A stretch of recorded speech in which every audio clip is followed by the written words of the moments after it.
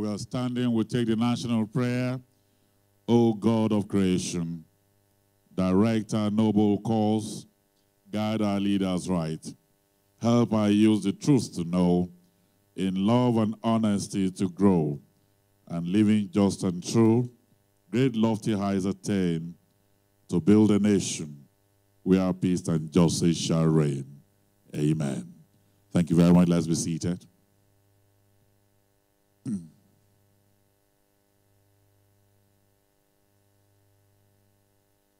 Your Excellency, the President of the Federal Republic of Nigeria, President Muhammadu Buhari, represented at this event by the Honorable Minister of the FCT, I'd like to welcome here Malam Muhammadu Musa Bello. Let's appreciate him and welcome him. Thank you very much.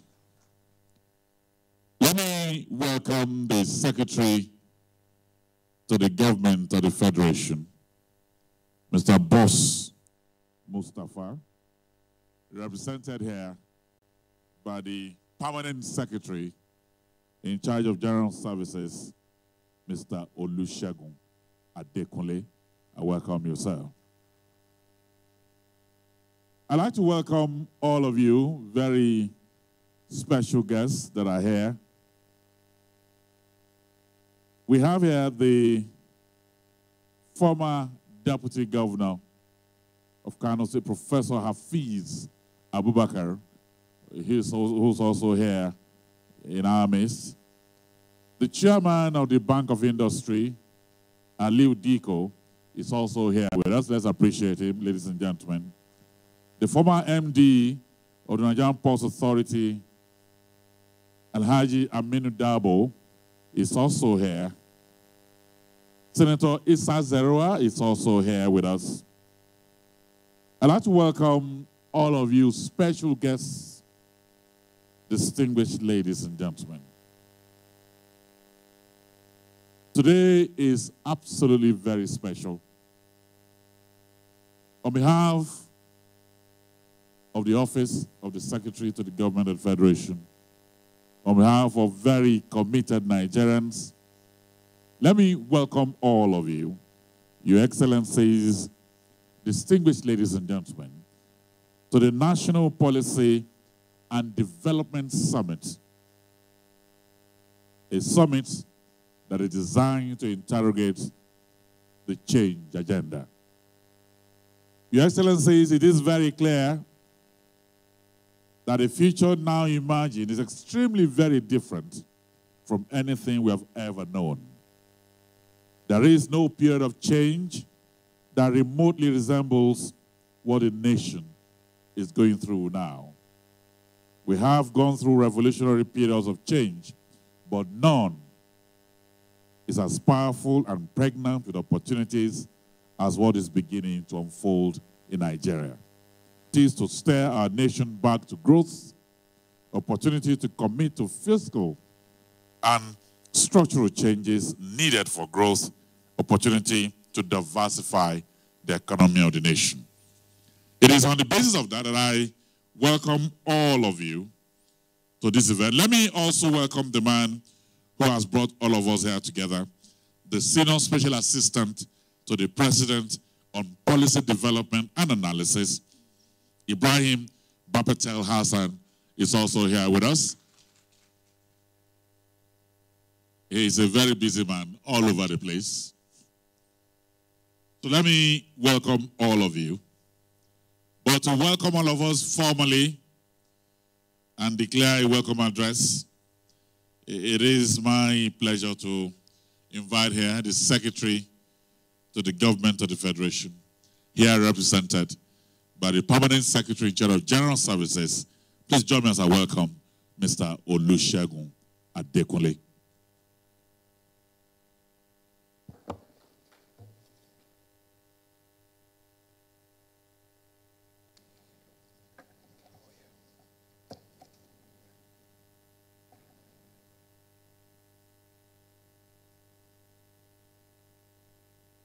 His Excellency, Muhammadu Buhari, President of the Federal Republic of Nigeria, who is ably represented here this morning by the Honorable Minister of the FCT, Malam Muhammadu Bello, members of the National Assembly here present, heads of various federal government agencies here present, leaders and captains of industry, distinguished ladies and gentlemen. My name is Olusegun Adeyemi Adekunle. I'm the Permanent Secretary, General Services Office, in the Office of the Secretary to the Government of the Federation. And I bring you the good will of the Secretary to the Government of the Federation, who is unavoidably absent here this morning.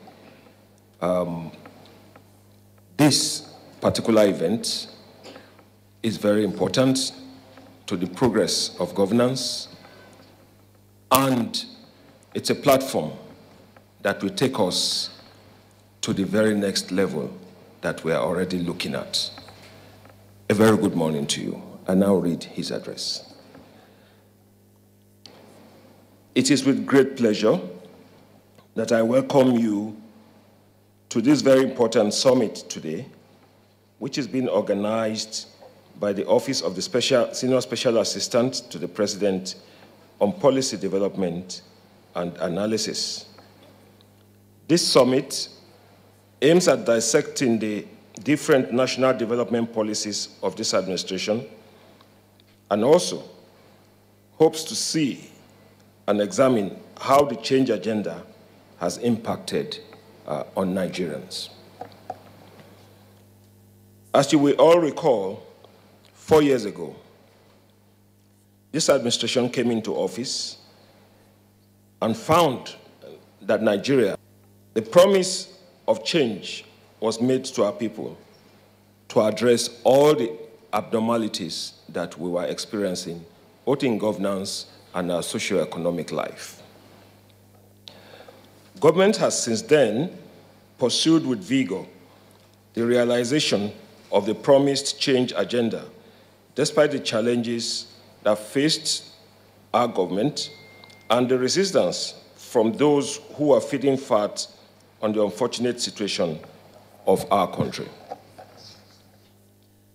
This summit, therefore, promises to review the strengths and weaknesses of the administration's policy agenda as we strive to take Nigeria to the next level.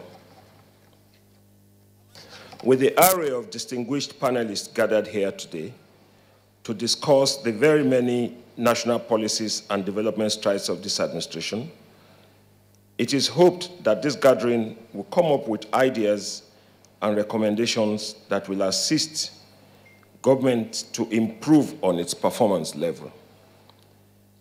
This event is therefore put together as a soul-searching for this administration in its bid to deliver on their change agenda promised to Nigerians, how best to attain them, and how best to take us higher. I therefore call on all participants to be frank in their discussions, as you will be contributing your quota to the development of Nigeria in one way or the other. Your comments and contributions here today will go a long way to serve as critical inputs and ingredients in the next level agenda of the Muhammadu Buhari-led administration. Distinguished ladies and gentlemen, let me use this opportunity to thank all supporters of the Muhammadu Buhari administration and charge you to remain committed to promoting the ideals that this administration is known for. Integrity is the base of these ideals.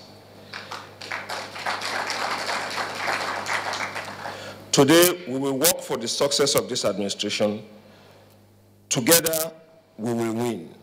And together, we will continue to serve Nigerians and create the change, not only in Nigeria, but around Africa because Nigeria is the trigger for the continent.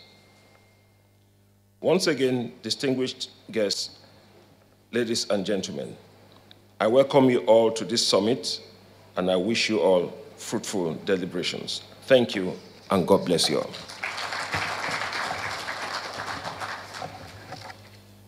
Let's appreciate him and put our hands together one more time as he steps down. Every step he takes is there on the side to the government. Okay, great. This is the National Policy and Development Summit and Port tagged Interrogating the Change Agenda, and it is reaching you from the International Conference Center right in the heart of Abuja. It is a sunny afternoon out there, and this program seeks to look at where this administration picked up activities at the inception of its governance, that's way back in 2015, take stock, make projections, and of course profile solutions to the issues that are still persistent in the Nigerian economy, with the sole aim of getting the right policies in place to move Nigeria to its projected growth stance. I am Leah Katin Babatunde, and will be guiding you all through this live program. Sponsors of this event, I'd like to welcome you. You're welcome. Aminu Goronyo, the Rice Farmers Association of Nigeria, he's here. I welcome you. Dr. Ibrahim Bello Dauda is here with us. Dr. Usman Ishaku, I'd like to welcome you very carefully. Also here with us from the Federal Character Commission, Mohammed Bello. You're welcome, sir. Let me also welcome Idiot Daniel from the Federal Road Safety Commission. The acting chairman of the Revenue Mobilization and Fiscal Commission is also here with us. Barrister Abubakar Suleiman, Secretary General of the National Youth Council of Nigeria, is here with us. I welcome you. Alhaji Hassan Bashir Khan, Tafidan Bauchi, acting chairman, National Population Commission. I'd like to welcome you too. There are more names here. We'll take them as we go.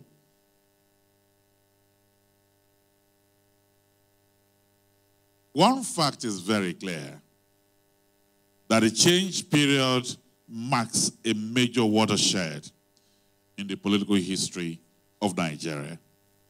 The change agenda has set in motion a process that is ushering in a new dawn, an era that gives hope and rekindles our desire for democratic leadership and participation. Very quickly, I'll be inviting a few people who will, if you call it goodwill message, you'll be right. If you also call it their testimony about what this period has done to them, to their businesses, you'll also be right. So let me kick off by inviting Mr. CNC Iwanchukwu of Victoria Farms to step forward here. He's a poultry farmer, probably has one of the biggest and most modernized poultry farm on the continent. I'd like to welcome you, Mr. Iwanchukwu, to the microphone.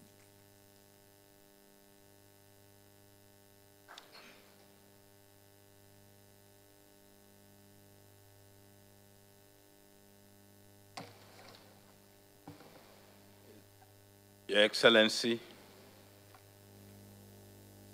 President of the Federal Republic of Nigeria, I believe is represented by someone, FCT, Minister, and all other officers. Let me say all protocols observed.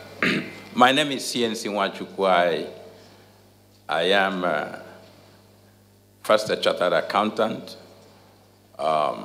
was in banking for a number of years, retired from banking in year 2008, and began to work with private sector entity. And we got involved in the areas of oil and gas, construction, marine, and all of that. But along the line in 2013, we began to look at how to diversify our business. And so we took an environmental scan of the entire country to look at various areas. And we came up with the area of agriculture.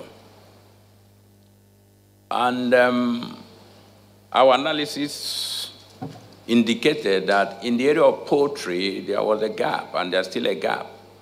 That of the poultry needs of the country, 70% is imported. Only 30% is locally sourced.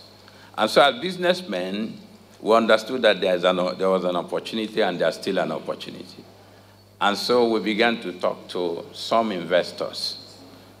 And of course, they trusted me, and they still trust me, and they were interested. But they said to me, CNC, the policy environment isn't that safe enough for us to commit the amount of money you are looking at and have the necessary returns. So we need to, let's warehouse it. And so it was a bit difficult for me. But sometime early 2016, they summoned me for a meeting and said, come, from what we see, it looks like the policy environment is good enough. It looks like this government has decided that agriculture should actually be a business. It looks like this government is interested in food security and ensuring that the entire population have access to good nutrition. So they took me on some of the policy initiatives, which I had to go back and study again. We looked at the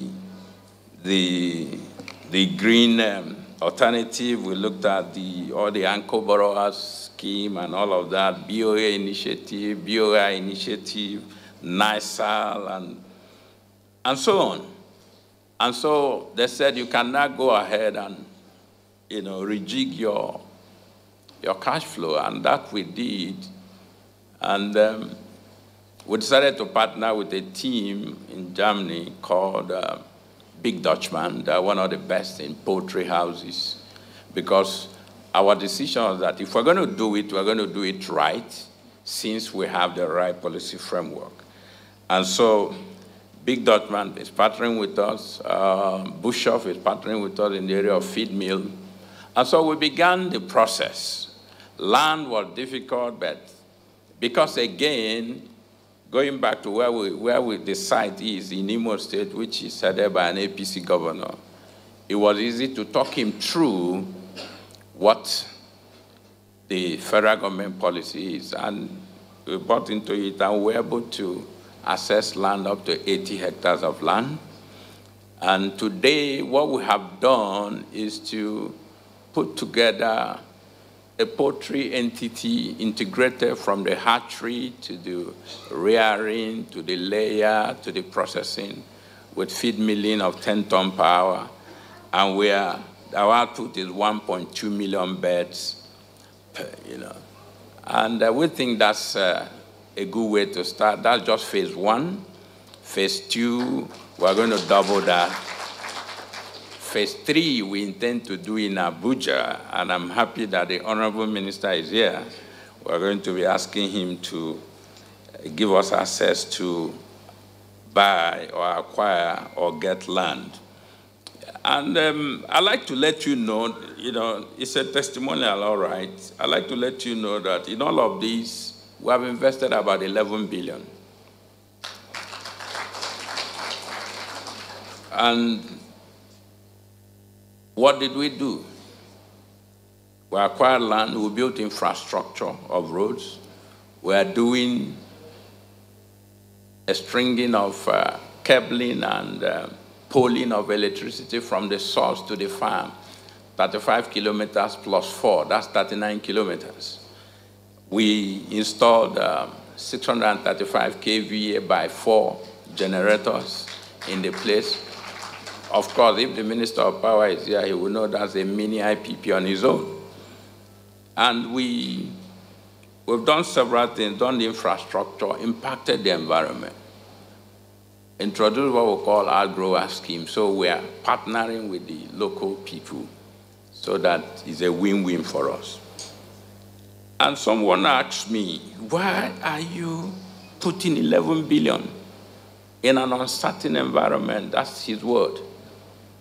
And I said to him, when you look at the policy initiatives of the current government, it gives a lot of safeguards. I can comfortably, even though we have not borrowed, I can comfortably go back to central bank based on anchor borrowers form and refinance my 11 billion. Isn't that a testimony? I can go to the MD of NISAL, who is here, and discuss with him that I want to do phase 3 in Abuja. Can we? And because those initiatives are there, they bring the confidence that the businessman needs to take the risk that is possible. And it also, I told the man, I have faith in our country. And I think that's the best testimony. We must have faith in this country. We have no other country other than Nigeria. So wherever you go, with all the billions of dollars you have, if he's not here, then there's no fun. So for me, all I could say to a number of people that are here is this. If this is how far we have gone, then we must do as much as we can to ensure that there's consolidation. Because maintaining or rebuilding is always more difficult than maintaining. It will pay us as a people to stand on these existing policy initiatives and push it until we attain the efficiency I will have. CNC, are there problems? There are a lot of problems. And I have to use this platform to let it be known. It's not all roses, so that we don't run away with it. There are problems. Power is still a problem, but I know that we've been told that there are things going on.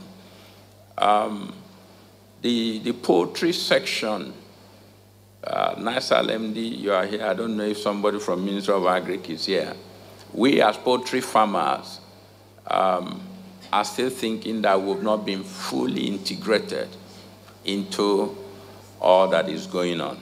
But be that as it may, what I like to say here is that we are comfortable with the environment, we are comfortable with the policy initiatives, we are comfortable with the implementation processes, and we will do more as time goes. Our project, of course, as it is today, is employing 1,500 by 2 people, directly 1,500, indirectly. And some of the people are in training, some of them are in training in Germany on how to maintain and run the farm. And so I'd like to thank everyone. The representative of the president, please extend our warmth to him, that we are happy with what is going on, and we only plead for sustenance of the policies. Thank you, and God bless.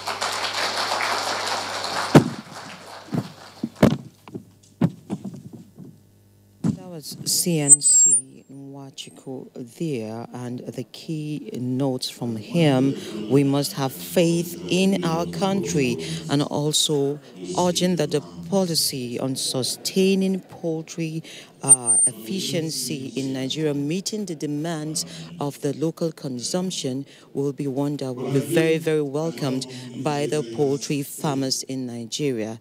When they entered the market, there was a deficit. Nigeria was able to only meet up 30% of local demands, and 70% was being imported. But now with interventions such as the Anchor Borrower Scheme, it is being brought down to its barest minimum. Thank you for giving hope to young ones who will have been roaming around. Thank you for engaging the young ones who can also have faith in the country. Thank you very much. Let me also recognize and welcome, and they are here, Committee of Youth and Mobilization Sensitization. Their officials are here. I welcome you. Also here, Comrade Alhaji Hamza Mohammed, National President of the Nigerian Union of Mine Workers, and is also a member of the Central Working Committee of Nigerian Labour Congress, and they're also having an event very close to us. Also here, representing the Director General of the Voice of Nigeria, is Edith Nelson Udodo, Director of Strategic Planning and Corporate Development of Voice of Nigeria. Let me also welcome a few other individuals. Professor Hawa Ibrahim from Harvard University is here with us. It's also so brilliant that when we have some of our people, where's Professor Hawa Ibrahim? Don't hide yourself. You can't be a professor from Harvard and you're hiding somewhere. We need to know that our daughter is part of the change agenda and part of the development. Thank you very much for bringing your knowledge home. Honorable Shaku Yamawo Tanko is also here. We welcome you. Architect Waziri Bulama, Deputy Director General, Buhari Campaign Council. Mohammed Bello Tukru, Secretary Federal Character Commission, I also welcome you. Hajia Samira Sharif, representing NDDC, is here. You're welcome. Ahmed Buhari, presidential candidate, SMP. Those are the people that are looking towards the future to become president of this country. Ismail Hassani, MD CEO, Platinum TV, and then Dr. Bakut T. Bakut, acting DG, IPCR. They are all here. Let me quickly invite Aminu Guranyo on Rice Farmers Association. Is he here or a representative of the Rice Farmers Association of Nigeria? How about Dr. Ibrahim Bello Dauda? Okay. Dr. Usman Ishaku, do we have him in the house? Okay. All right, Dr. Usman Ishaku, please. Ibrahim Dauda. All right. Let him step forward. Give him a little bit of space.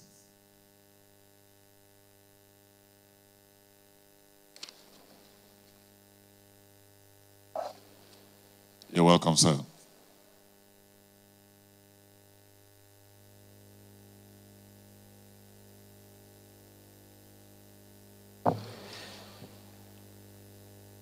Your Excellency, the President, Commander-in-Chief of the Armed Forces, Federal Republic of Nigeria, ably represented by the Permanent Secretary, General Services, OSGF. I beg your pardon, Honorable Minister, ably represented by the Honorable Minister, FCT, the Secretary to the Government of the Federation, ably represented by the Permanent Secretary, General Services. On that, I stand by the existing protocol. I will like to talk about two particular issues, which should be a testimony on the achievements of the present administration led by His Excellency, President Muhammadu Buhari. One of the key cardinal things which the President is entrenching in our system today is the principle of continuity, which most past administrations have not imbibed on. And that is, we all know, whenever an administration reaches its tenure, the end of its tenure, the new administration that comes in set aside most of the projects, policies, and other things that the other administrations have done to begin new ones.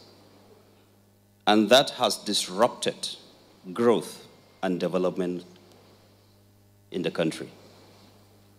But one of the first things he did when he came in 2015 was to continue 100% with all the projects that he inherited from past dispensations. That, to me, is the greatest achievement of all, because it is that singular act that has given birth to most of the projects that have been celebrated today. Some may say that they were not initiated by him, but governance is not about initiation of projects alone, it's about delivery of those projects for the betterment of the entire people of the country and the continent at large.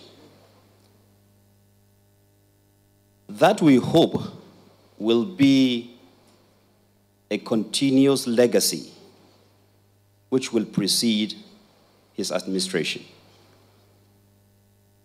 Secondly, area of security.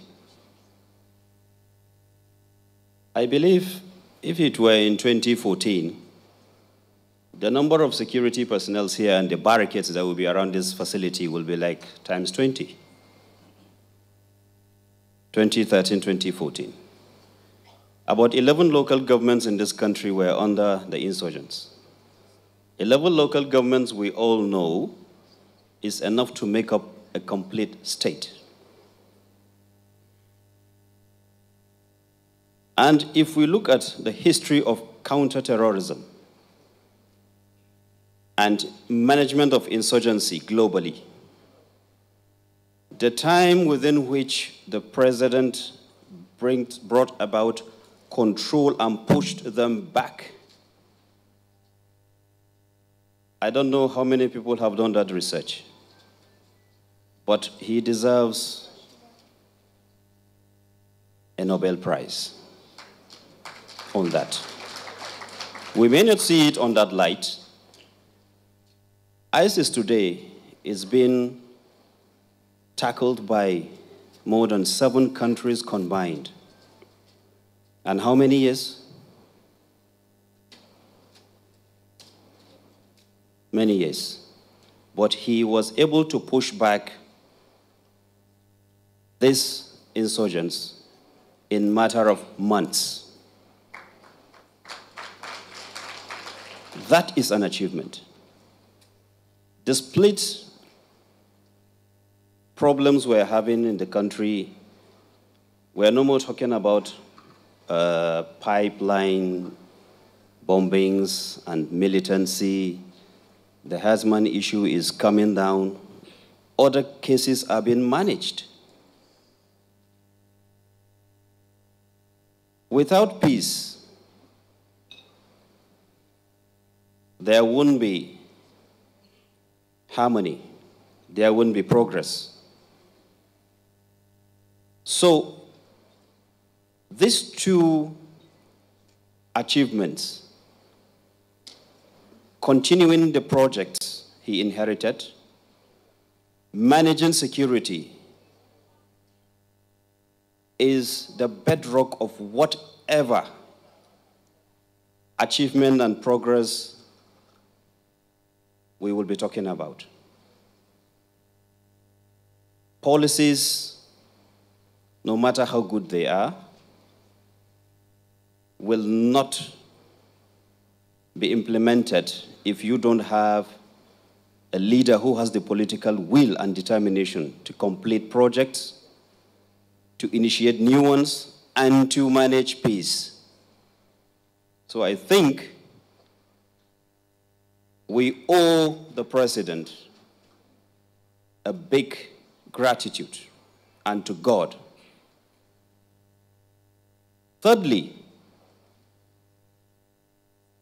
there is no one on this earth that will point to 1 naira or whatever denomination it will be, or it is, to his name in the name of stealing or corruption. He is not materialistic. He is honest. How many leaders today have those qualities? Yet we have. So I believe we should appreciate what we have, encourage, and pray so that he will deliver the best within the time limit he has. Thank you.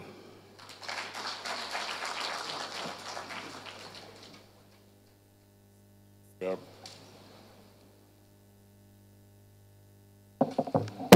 Thank you very much. We appreciate you. Thank you. Let me quickly recognize and welcome a few people here. Sayina R. Riemann, National President of the Cocoa Association of Nigeria, is with us here. I'd like to welcome you to this event. Also here is the Executive Director of the Bank of Agriculture, Gabriel Osio Kenwa, is also here. Let me welcome you. The Acting Director General, Institute for Peace and Conflict Resolution, Dr. Bakut, is here. And let me also welcome Dr. Bello Nuhu Dogundaji, National Secretary General, Federation of Agricultural Commodities Association of Nigeria, Alhaji Balogun Sharif, National President, Sesame Seeds Association of Nigeria, and Nife Achimogo, National President, National Cotton Association of Nigeria. To speak on behalf of the President of the Rice Producers Association of Nigeria is a man who understands the entire process of what it took us to be where we are right now, particularly from the point of view of the Anchor Borrowers Program. A former Director of Development Finance of the Central Bank of Nigeria, Special Advisor, Development Finance to the Governor of the Central Bank of Nigeria, and Chairman CEO, Agrotech Limited, rice processing company in Edo State. And he also understands very clearly the processes within the Anchor Borrowers Program. Please join me as I welcome Mr. Paul Nduka Eluwoiwe.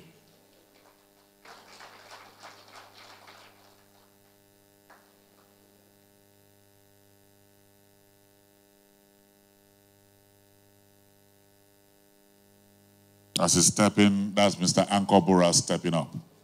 I'd like to welcome you. Thank you so very, very much. I'm not speaking for Goroyo. I'm speaking for myself, what I know about agriculture and agricultural development in Nigeria. Mr. President and President of the Federal Republic of Nigeria,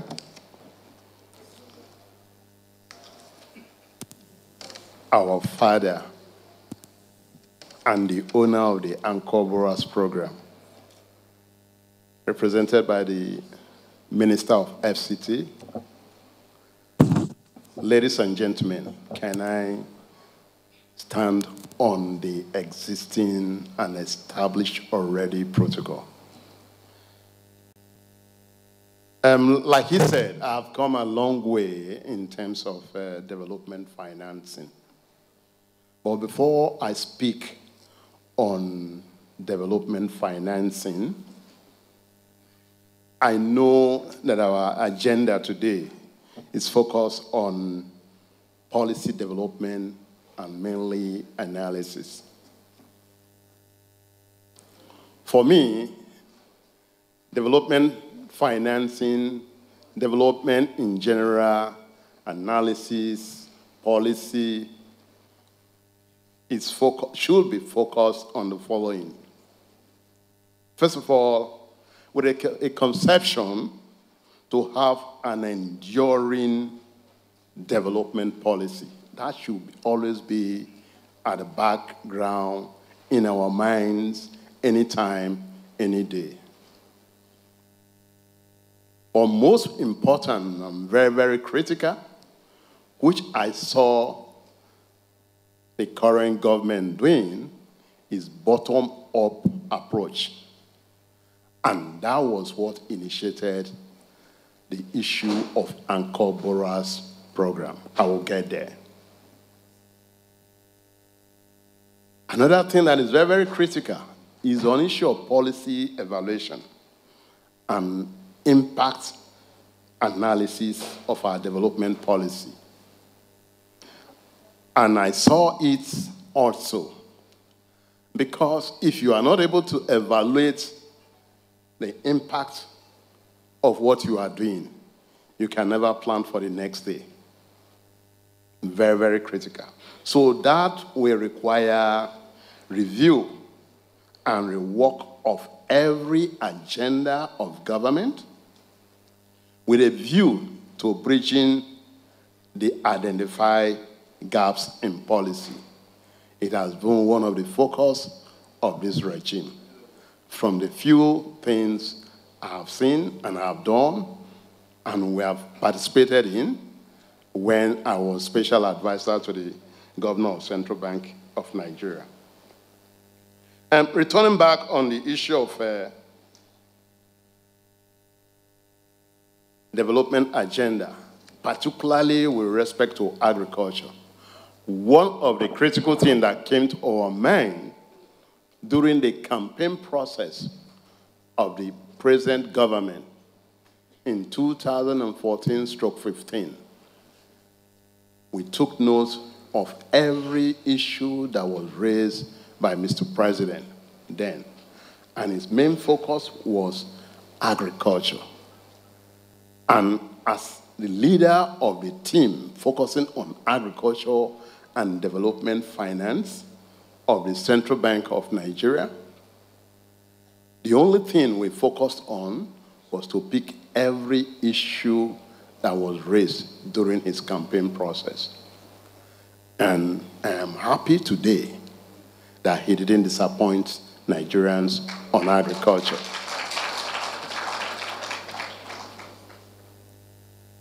We observe and have worked on one of the critical issues. Nigeria was spending billions of dollars importing food into this country. This was the only country where you import what you have the capacity to process, even went beyond agriculture.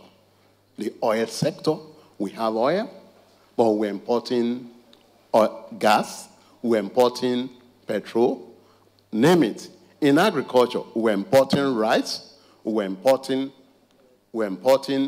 maize, we're importing fish, we're importing oil, even palm oil that we have the capacity to produce. Malaysia picked its initial palm fruits for production from Nigeria.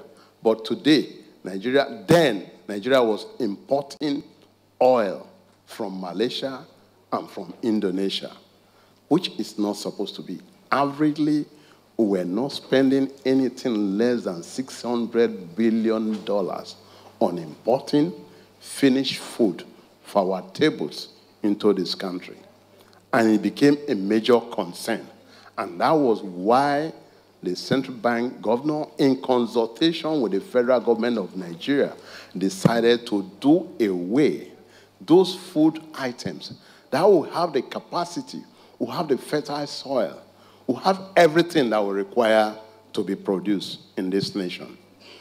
And we decided to take one of the major items of food, and that is rice. We saw it as a low and very low hanging fruit that we can turn around as a people. And that was how, in collaboration with the federal government of Nigeria, we established the Anchor Borrowers Program. Our first experiment was in Kebbi State. And that was the first, I remember That was the first major outing of Mr. President in this country when he launched the Anchor Borrowers Program. The impact of the Anchor Borrowers Program is immeasurable today. Let me go back a little. I remembered when we were establishing the Anchor Borrowers Program, we met the various sections of the community. Like I said, bottom-up approach. We went to all the farmers, all the nooks and crannies of this country, reaching out to the smallholder farmers because they were very, very critical. They were the majority and the greater employment of labor in this country. We also met the international community, both the bilateral and multilateral agencies. And I remember at the point we were on the Anchor Borrowers Program,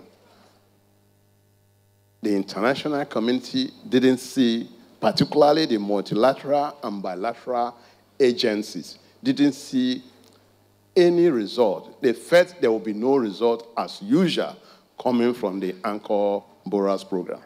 But let me tell you, the beautiful thing about the Anchor Borrowers Program, at the end of the day, we were now being begged by the same group of persons, both the multilateral and bilateral agencies in Nigeria that were involved in agriculture, wanting to be a part of the Anchor Borrowers Program. That is the extent the Anchor Borrowers Program have helped this nation. In terms of productivity and the outcome, so that I will not be taking so much time, in terms of productivity and outcome, the first year of the Anchor Borrowers Program, the 400,000 farmers were anchored on the program. Productivity of the farmer, particularly the rice farmer, increased from 1.5 tons per hectare to 4 tons to 8 tons per hectare. I wish Mr. Goronyo is here, and Mr. Liu from NISA can confirm that. We increased productivity from 1.5 tons per hectare to 4.5 tons to 8 tons per hectare. Today, as we speak, Nigeria don't import any rice. Any foreign rice you see into Nigeria are smuggled through the borders of Nigeria, which the federal government is tackling today. Another benefit of the Anchor Borrowers Program was, as at the time we were setting up the Anchor Borrowers Program, farmers were using seed from their own farms. Viable seeds were not available. But with the Anchor Borrowers Program, the necessary institutions in Nigeria that have the capacity to give quality seed for production were all engaged under the Anchor Borrowers Program. And as of today, and that is why one of the reasons for the increase in yield under the Anchor Borrowers Program. Before now, farmers in Nigeria were not inclusive in the financial system. Under the Anchor Borrowers Program, like I said, in 1 year, over 100,000 farmers came into the platform of the financial system. All of them have BVN as we speak, and that has continued till today.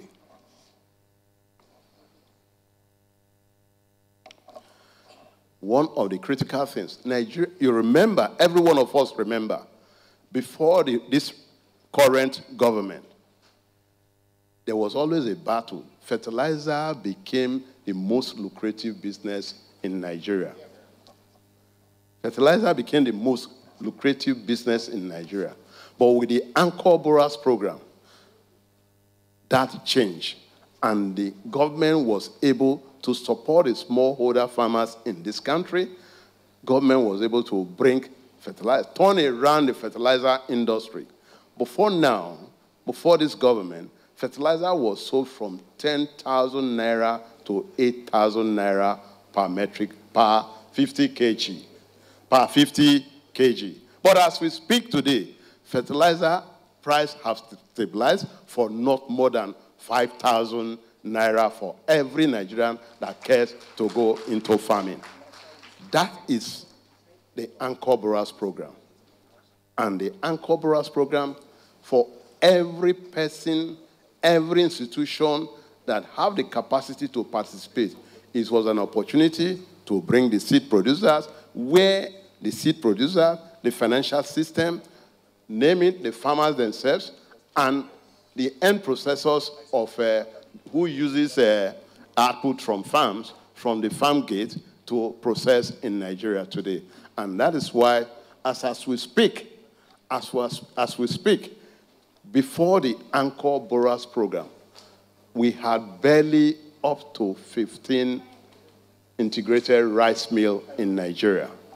Today, we have about 30 integrated rice mills in Nigeria within a period of 3.5 years. That is what the Anchor Borrowers Program did for our nation.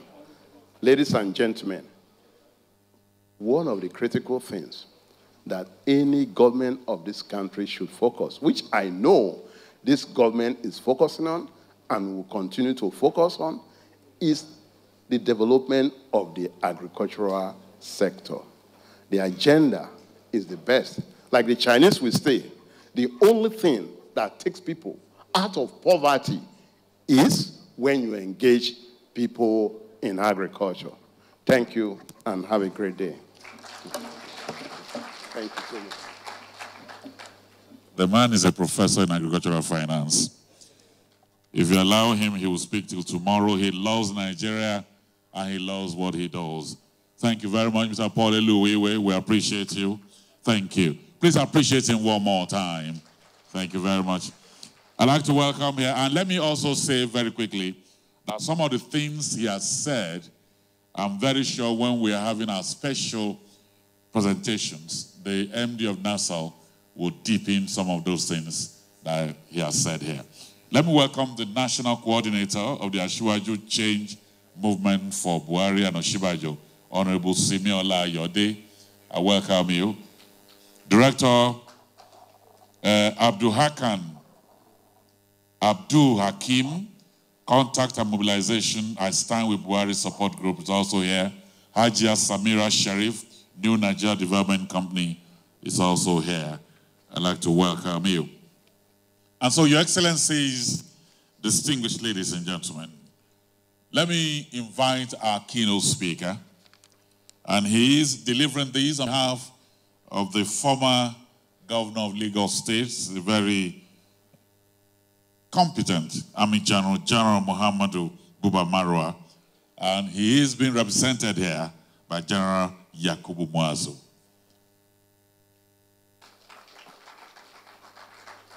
You're welcome, sir.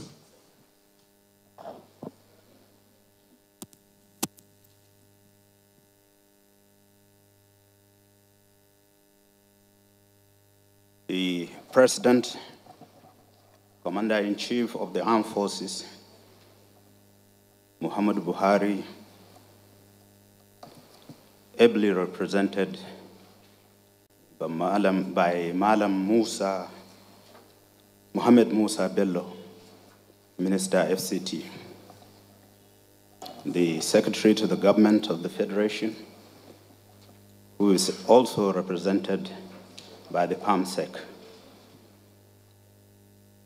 All distinguished members, experts that are here to contribute to this morning's deliberations, distinguished ladies and gentlemen, you are welcome.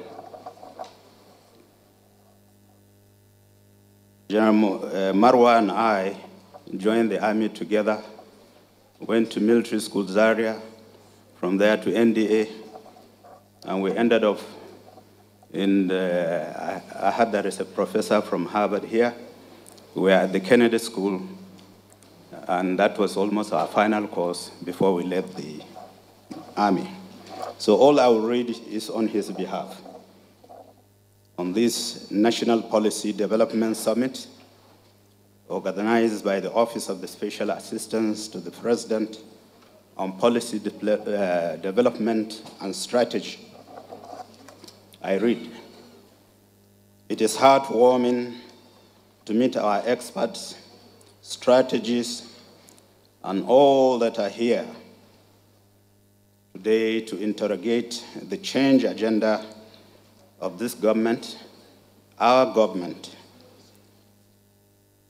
which has made a pledge to Nigerians to do critical governance review of what has been accomplished so far in the last 3 years, 8 months, so that Nigeria could be rescued to commence development in all earnest. Today's summit is a candid reminder to the significance of doing honest participants' review in order to identify what has been done, what could have been done better, mistakes, errors that are committed, existing gaps, what is to be done, and the lessons learned in the process. The significance of this is to reinvigorate the change agenda which has remained the aspiration of this government and intend good governance in general.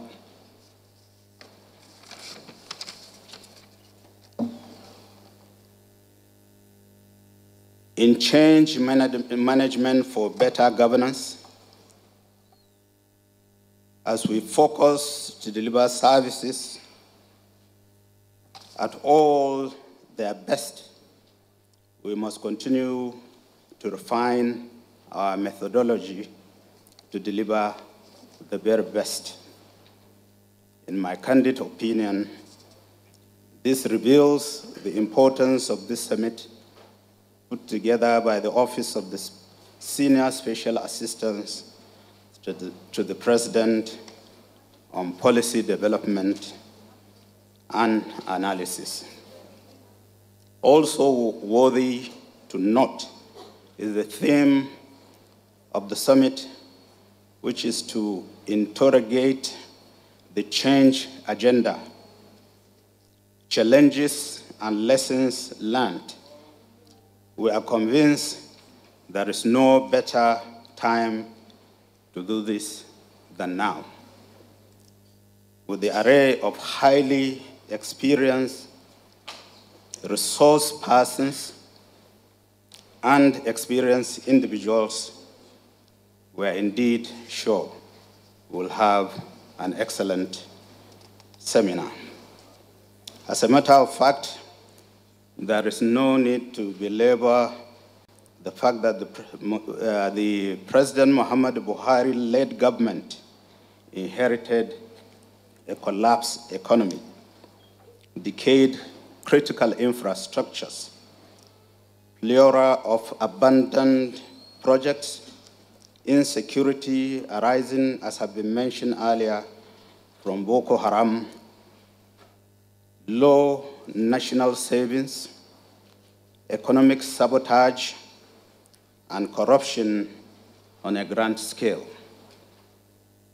What is most important for now are the lessons learned so far and how to combat the various challenges. Thesis of its operationalization. The thesis to underpin my submission here is this. If these Herculean obstacles to governance and development had not been tolerated by past government and used as a conduit pipe to drain public funds, the government of President Muhammad Buhari would not have inherited empty treasury. In the face of these daunting challenges, public funds must be available for substantial investment in infrastructure that support business. The national economy will have been in a robust state, and the nation and people well-being would have been impacted positively. In governance, what is absence of fund means is that government capacity to deliver on its campaign promises has already been challenged from the very beginning. But because the government of President Muhammadu Buhari promised change, and our people yearn for it, the president has been able to deliver, however difficult and challenging this may be, because it is a contract he has with Nigerians. My understanding of governance confirms to me that governance model of this government is capable of placing Nigeria on the path of fulfilling its manifest destiny if we are patient enough. I dare to ask,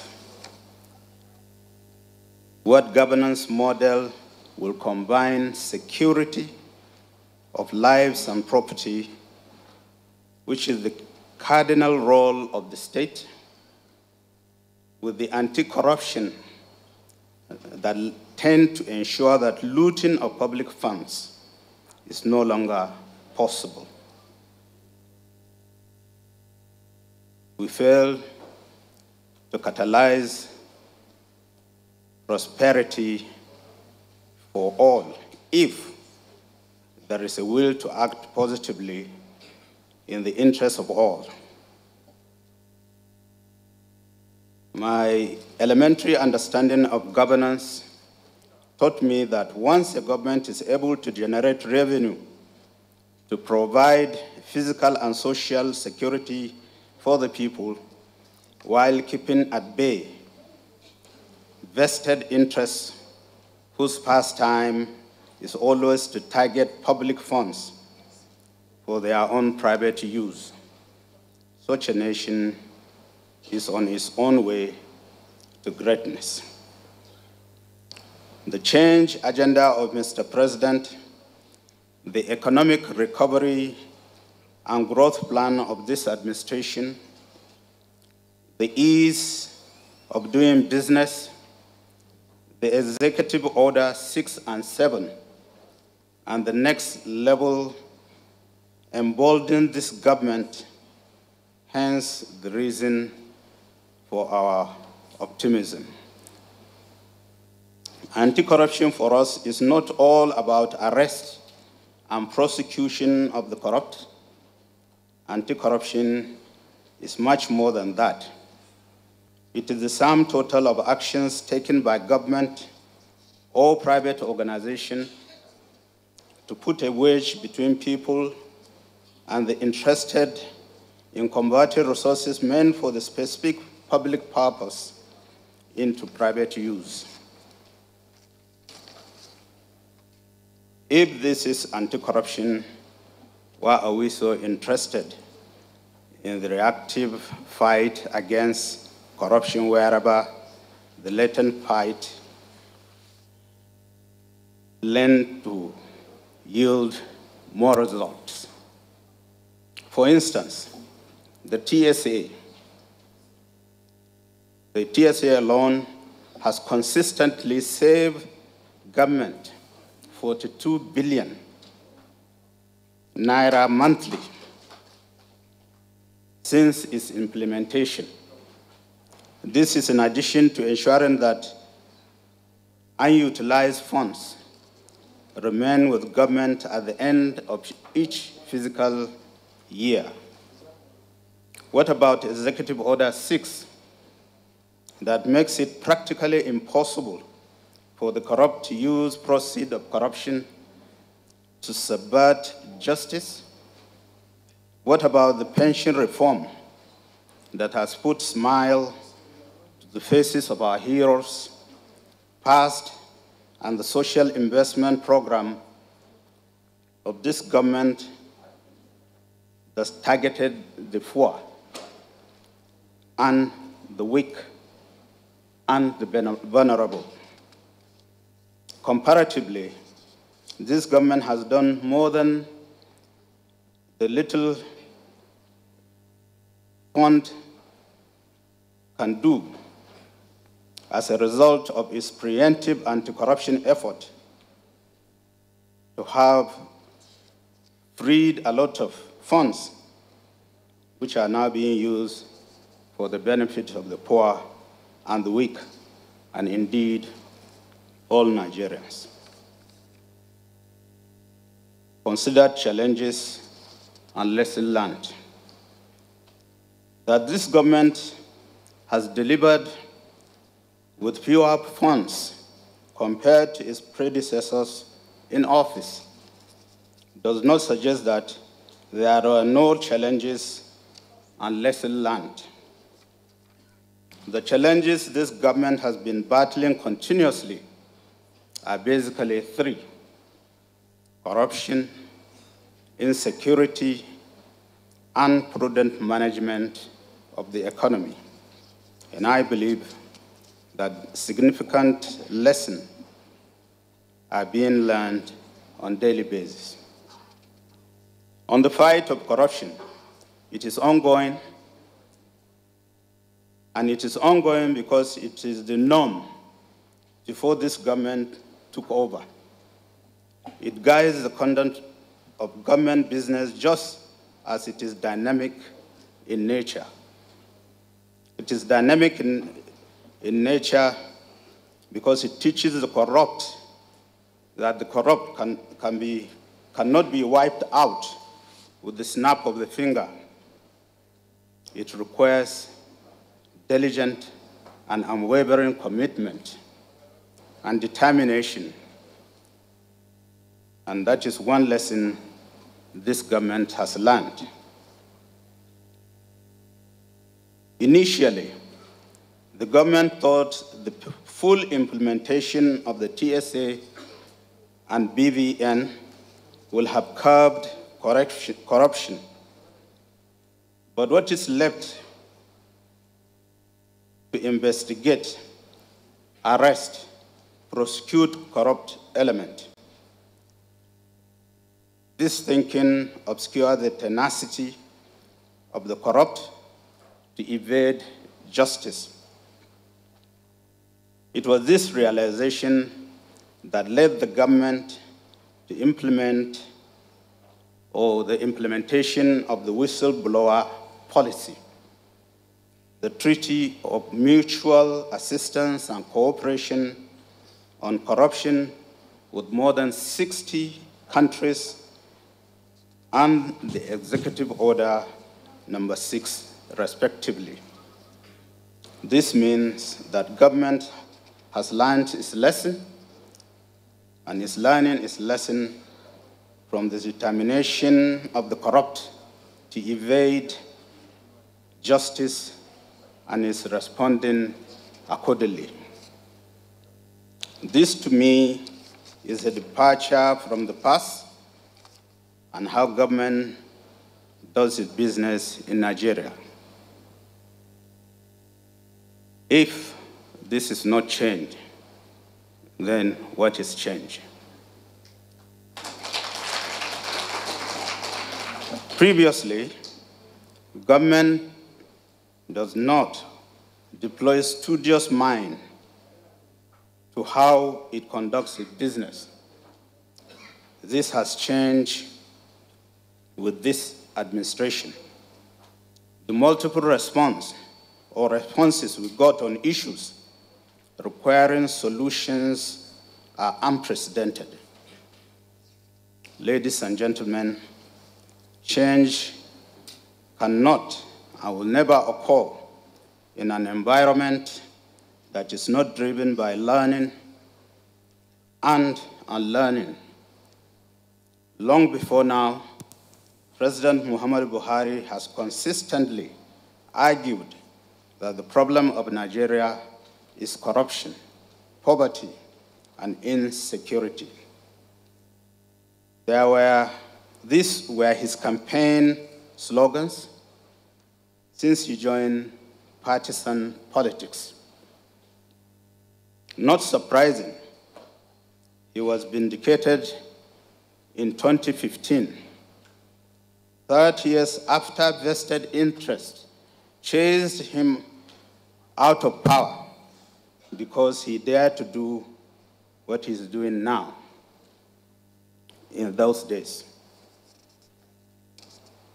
These slogans have ceased to be slogans, but governance model and strategy which are simultaneously delivering anti-corruption, infrastructure, and social investment on a scale unprecedented. If Mr. President continues this way, he will go down in history after his tenure in 2023, God willing, as the father of modern Nigeria, who liberated the country from the hands of the chronic vested interest and deliver infrastructure, growth, and prosperity to the people. Another challenge is that Nigeria consumes more than it produces or earns. Though this challenge in agriculture in particular is being tackled through the Anchor Borrower Program, and government investment in non-oil sector generally is a remarkable success. Surely, more is needed to be done in the area of processing, packaging, and marketing. Further, competent human resources is a challenge. The right human resource capable of driving change is the bureaucracy, or in the bureaucracy is grossly inadequate, if not lacking. There should be deliberate recruitment of change drivers and managers where they are most needed. All these that exist and are within the system should be surely be encouraged. I am also pretty sure that government has learned its lesson pretty well, that corruption has a way to fight back. Government is ever prepared. The fight is not easy. Levers in corruption cut across ethno-religious fault line, so also they are foot soldiers. As we move to the next level, government must be ready, determined, and resolute. By now, I believe that government must have learned that change is not possible without requisite human and material resources. Government is all about combining human and material resource to deliver services and projects. This is why anti-corruption must be a recurring dismal in governance, because without it, the goat will eat the yams. I'm more than happy that the model of governance the government has adopted is first of all anti-corruption, because good governance is anti-corruption. This is the only way government can deliver on its promises.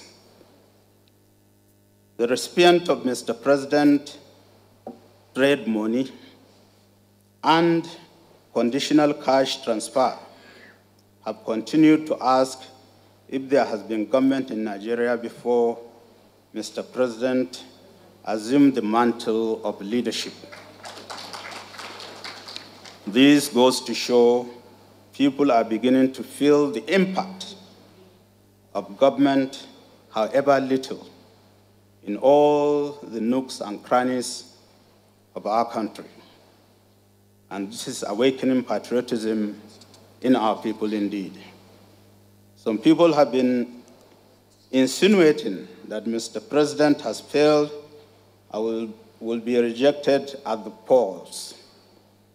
They are now wondering why Mr. President continues to pull crowd wherever he goes.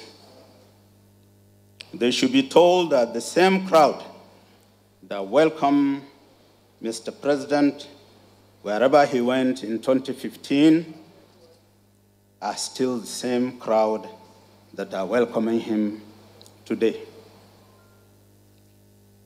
Only that Mr. President's social programs have won many more hearts. Surely, Mr. President's governance and the governance model continue to win goodwill for him wherever he goes. A carefully considered fact for me is that when governance challenges are treated with levity, there will be no interest in lesson learned. And without lesson learned, there can never be next level. Next level, as you know, is a product of deeper understanding that comes with deeper reflection and humility in learning towards doing better on a continuous basis. Suffice it to say that challenges are inevitable in all human conditions and endeavors, including the management of state affairs. However, what is not inevitable are the lessons learned from the challenges, because it is the vocation of prudent, and we have been prudent thus far, to the next level.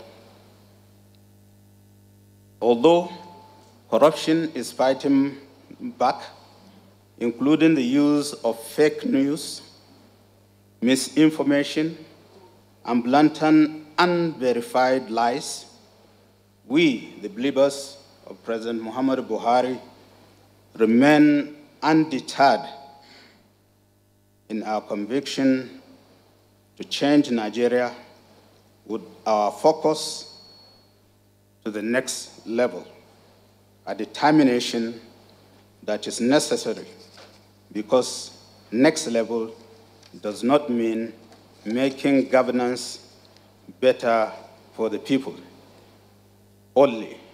It also involves dealing with threats and reducing weaknesses through anti-corruption. This makes anti-corruption reforms inevitably the next level. It is in this connection that I welcome this intervention from the SSA on policy development and analysis, Alhaji Ibrahim Patel, to our dear President Muhammadu Buhari. 4 years is long enough interrogation to change the agenda of our government with a view to perfecting the journey to the next level of our collective prosperity to all Nigerians. With this, I would like to thank you all, and may God continue to bless the Federal Republic of Nigeria and Nigerians wherever they may be. Thank you.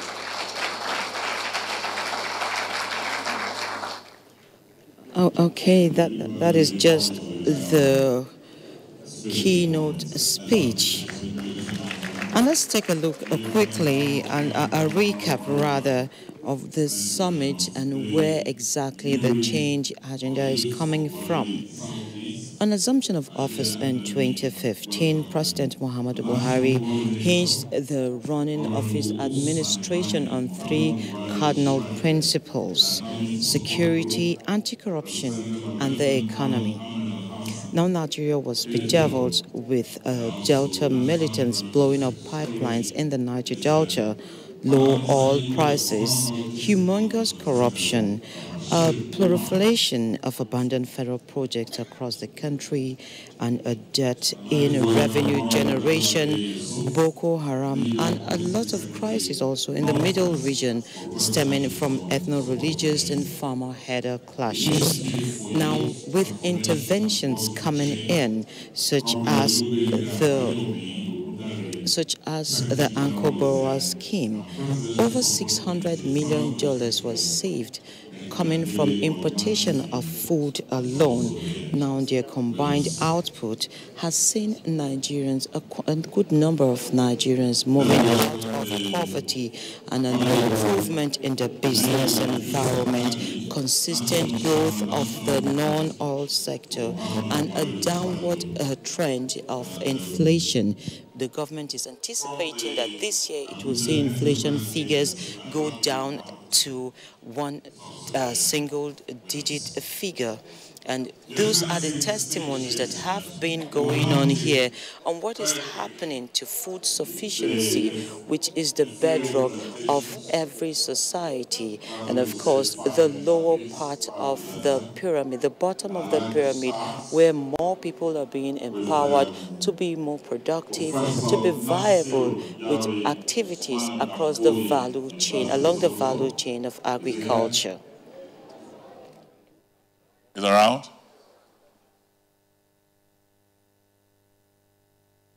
Professor Nasiru Yauri, Usmani Danfodi University. Okay. Please let's appreciate him. Professor, as he's coming, I know you have prepared something fantastic. It is digital, but can be delivered in 5 minutes. I will try. Thank you very much.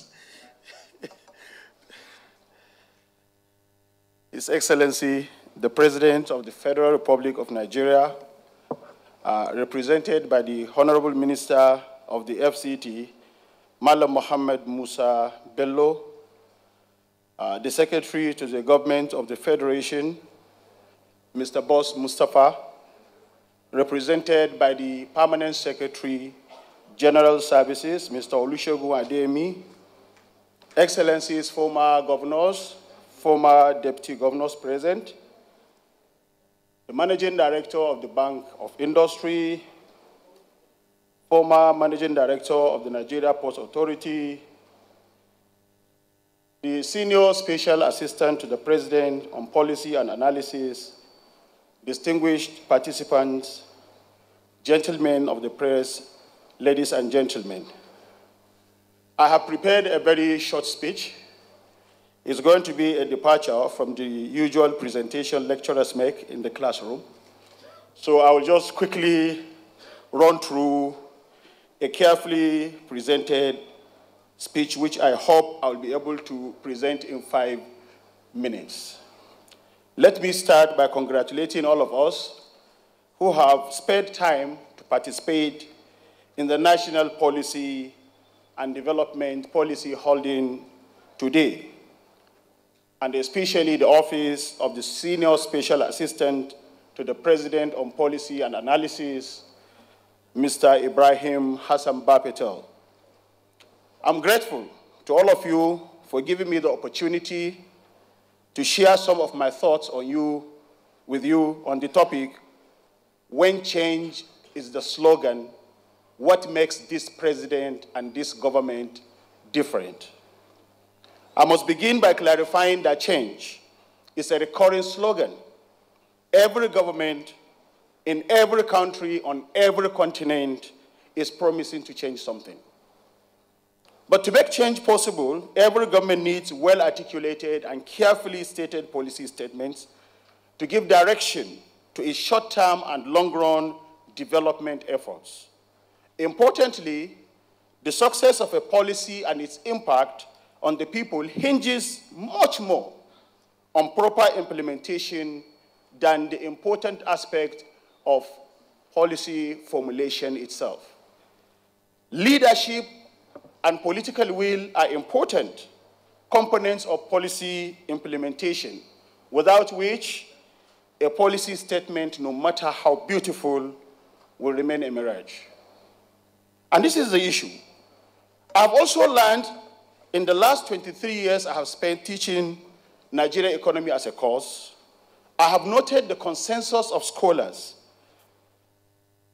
that successive development plans in Nigeria actually failed largely due to poor implementation and the lack of political will by successive leaders and governments.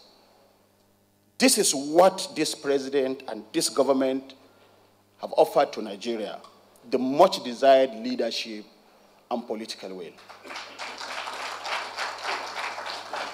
Now, because this president offers the desired leadership and has demonstrated the political will to implement government policies in spite of the associated challenges and sometimes even dangers, it is up to say that change is possible with this government. Very much unlike our past experiences, we have seen that in the last 4 years, this president has established the desired link between policy formulation and policy implementation in a manner unprecedented since Nigeria's return to democracy in 1999. Therefore, this president is different, and this government is different. As important stakeholders at this summit, we have the opportunity to discuss the relative successes and failures of government policies and to offer suggestions and provide solutions, having in mind, and this is key, that the government of the day will not only implement the policies and programs it designed, but will take into account the inputs of stakeholders. I therefore want to urge participants at this summit to play the important role of encouraging a government, because that's what we'll be doing mainly, encouraging a government that is led by a president who is committed not only to policy design, but also to policy implementation by brainstorming policy successes and challenges and advising accordingly. Permit me to clarify an issue before I leave. I'm sure I am still within the time. I have 3 minutes left. When I said that this president has demonstrated the capacity to bring government policies and programs to life, what do I mean? What are some of the evidences? I will direct our collective inquisitiveness into 3 main policy thrusts of this government due to the constraint of time. And the first one is the economy, particularly in blocking financial leakages and in triggering economic diversification. This president and this government, in my humble opinion, have been able to translate their policy statements on the economy into action by implementing the government treasury single account. There is no doubt about that. This is to block the financial leakages and improve revenue generation. Between 2016 and 2018, government agencies like the Nigeria Customs Services, the Federal Inland Revenue Service, Nigerian National Petroleum Corporation, and Nigeria Ports Authority, amongst others, recorded unprecedented improvement in revenue generation and remittance. The Federal Inland Revenue Service, for example, generated 5.3 trillion naira in 2018 alone, the highest revenue it generated in its history. This is the highest revenue performance of that agency throughout its history.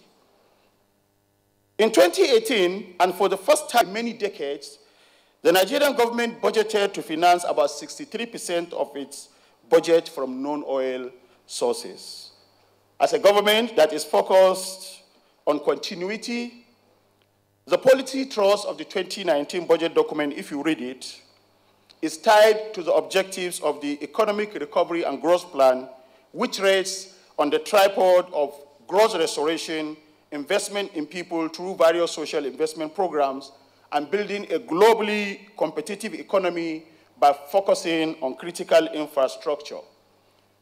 And this is made possible, of course, to a large extent, in spite of the dwindling oil revenue, by the ability of the government to block financial leakages through the TSA. So the TSA has helped to bring some degree of financial stability to the country, no matter the perceived advantages of the TSA. If it had not been put into effective practice, as we see happening today, it will have remained merely a lofty idea. So there is no point claiming we started the TSA. We developed the TSA as an idea. The most important thing is to put it into practice, and this is what this government has offered Nigeria, political will. In the case of the diversification policy, analysts have repeatedly pointed to the monocultural nature of the economy and Nigeria's heavy reliance on revenue from oil as a major source of concern, which concern is constantly demonstrated in the vulnerability of the nation's economy to the vagaries of world oil prices. This president and this government have successfully kick-started the diversification policy in Nigeria, the long-awaited diversification effort, and tremendous successes have been recorded in agriculture, particularly in rice and poultry production. In spite of seemingly conflicting reports, we hear people, I think the testimony of the rice farmer saying that we are no longer importing rice, and then some people go and cook up data somewhere and say, well, Nigeria is still importing rice.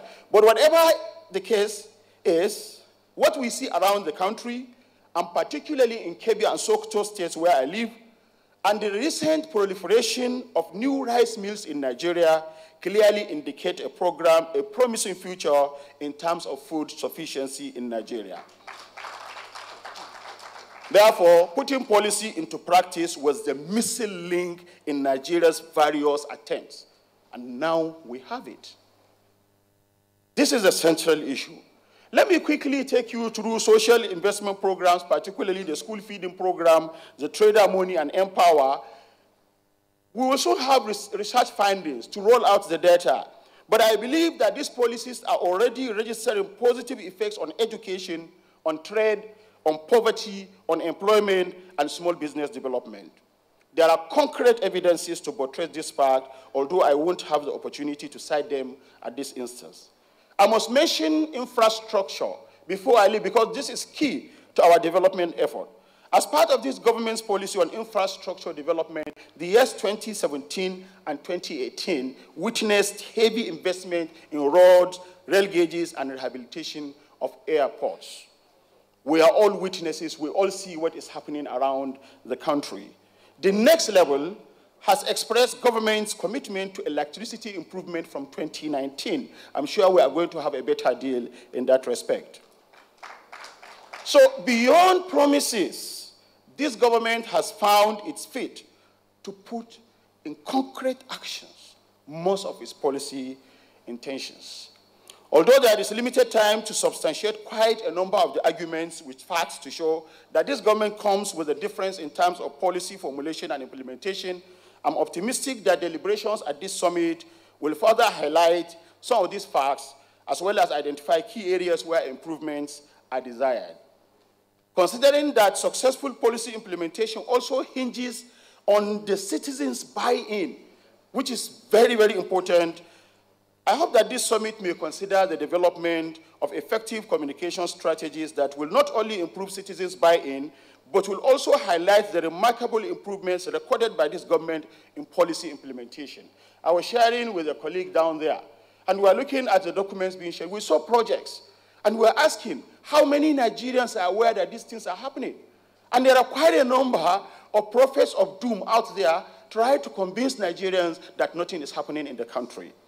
I thank you once more for giving me the opportunity to share these thoughts, while I look forward to subsequent sessions of constructive and productive engagements for our collective benefit as a nation. Thank you. God bless you all, and God bless Nigeria.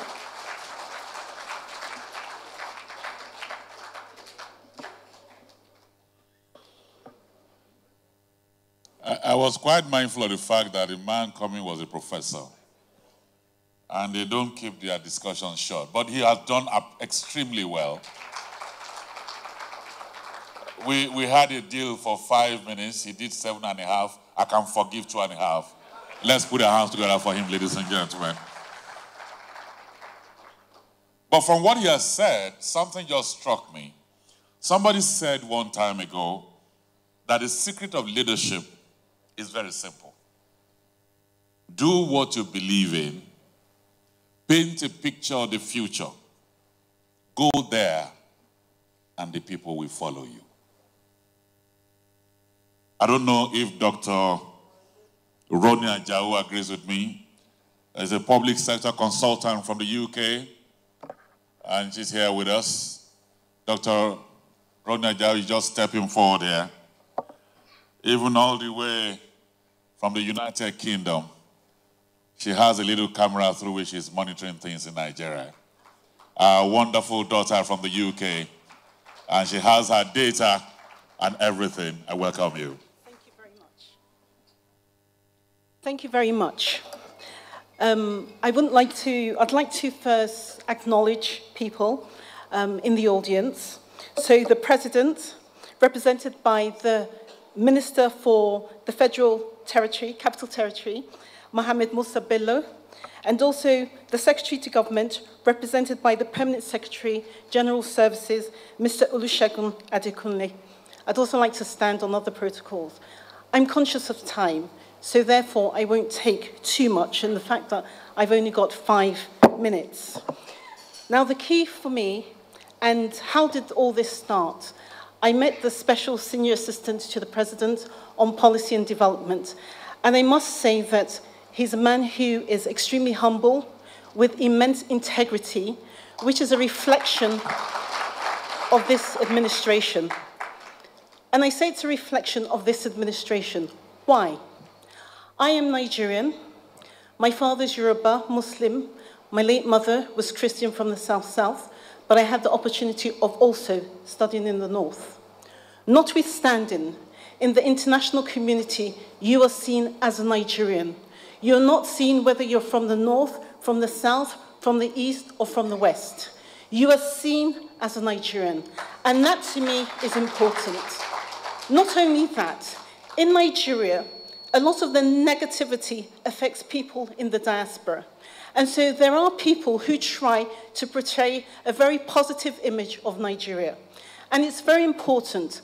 And one thing I felt with this administration, when the senior SSA met me in the UK, he honestly asked me if I could put together something about what I see independently what this government has achieved. So there was no political mandate. It was pure integrity and honesty. And I took that opportunity to do some research. Some of it has been, most of it has been verified, going through Federal Executive Council documents, asking people to visit different sites. And so I've actually put this document together that you all have to hand at the moment. I think that's been circulated around to all of you. So a lot of the achievements of this administration are actually highlighted within this document. There is also a single page that highlights some of the amendments, typos that we've made. So I express my apologies for that. So let's get into the key aspects with regards to this administration and what they've achieved. I'm conscious, obviously, I've said of time. I did put a presentation together in terms of what I wanted to talk about, if I can get this working.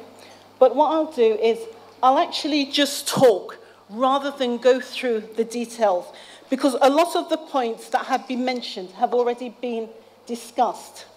And so I'd like to focus mainly on the achievements. And what I've done is I've taken out of all the achievements that have been recorded, so for instance, security, the economy, power and energy, infrastructure development, the environment, education, healthcare. Further achievements are in terms of anti-corruption, that's one of the key ones, agriculture and food security, which has been spoken about, youth development, judiciary and the judicial system and legal system, the Niger Delta, and resource management and control. That is an immense amount that has been done. However, what has failed this administration to some extent is all these positive things have not been communicated outside the country, and that needs to be addressed. So I would please ask the machinery of government to please make sure these positive things that are happening within Nigeria is actually communicated outside the country, because the perception of Nigeria tends to be very negative. But yet, when Nigeria sneezes, the rest of the continent of Africa coughs. So Nigeria has a very key role to play. Apart from that, what I'd like to do very specifically is focus on 3 key areas. And why have I chosen these 3 areas? I've chosen these 3 areas because they're important, they are fundamental to policy development and implementation, and more importantly, we have a teeming population of youths that need to be involved in the decision-making and the policy-making and the future of this country going forward. So that is why I've chosen these 3 areas. So security, and what I'm not going to do, I'm not going to talk point by point, but I'm just going to highlight some of these points, and that's because obviously in terms of time. Now, one of the key things here is when the Chibok girls were kidnapped, 200, I'm a mother, and I'm sure there are mothers and fathers in the audience. This night, Nigeria had a very, very, very bad outcry externally and internally. Very little was done by the previous administration. And what was done was uncoordinated, inconsistent, tribal, and it was an embarrassment to this nation. And one of the things that I commend this administration for, and President Muhammadu Buhari, was that opportunity he took to rectify and to get back the Chibok girls. Albeit not all the girls have been rescued, not just the Chibok girls, but also the Dapchi girls, and I know there's one girl still outside him because she's a Christian, Shuaibu. Notwithstanding, it was the effort that was made, and that's an important factor. And with that, the international community viewed this as administration in a different manner, with a different perspective. A lot has been done in terms of the military to improve the morale within the ministry, defense. In addition to that, a lot has been done with regards to recruiting additional security support people. Not just that, even looking at the agencies, there has been a lot of changes within these agencies. If I look at another aspect within security, we've had approximately 1.5 million displaced persons who have been resettled into their communities. Now, I'm not saying the battle with regards to insurgency, Boko Haram, is over. Absolutely not. There's still a lot of work to be done.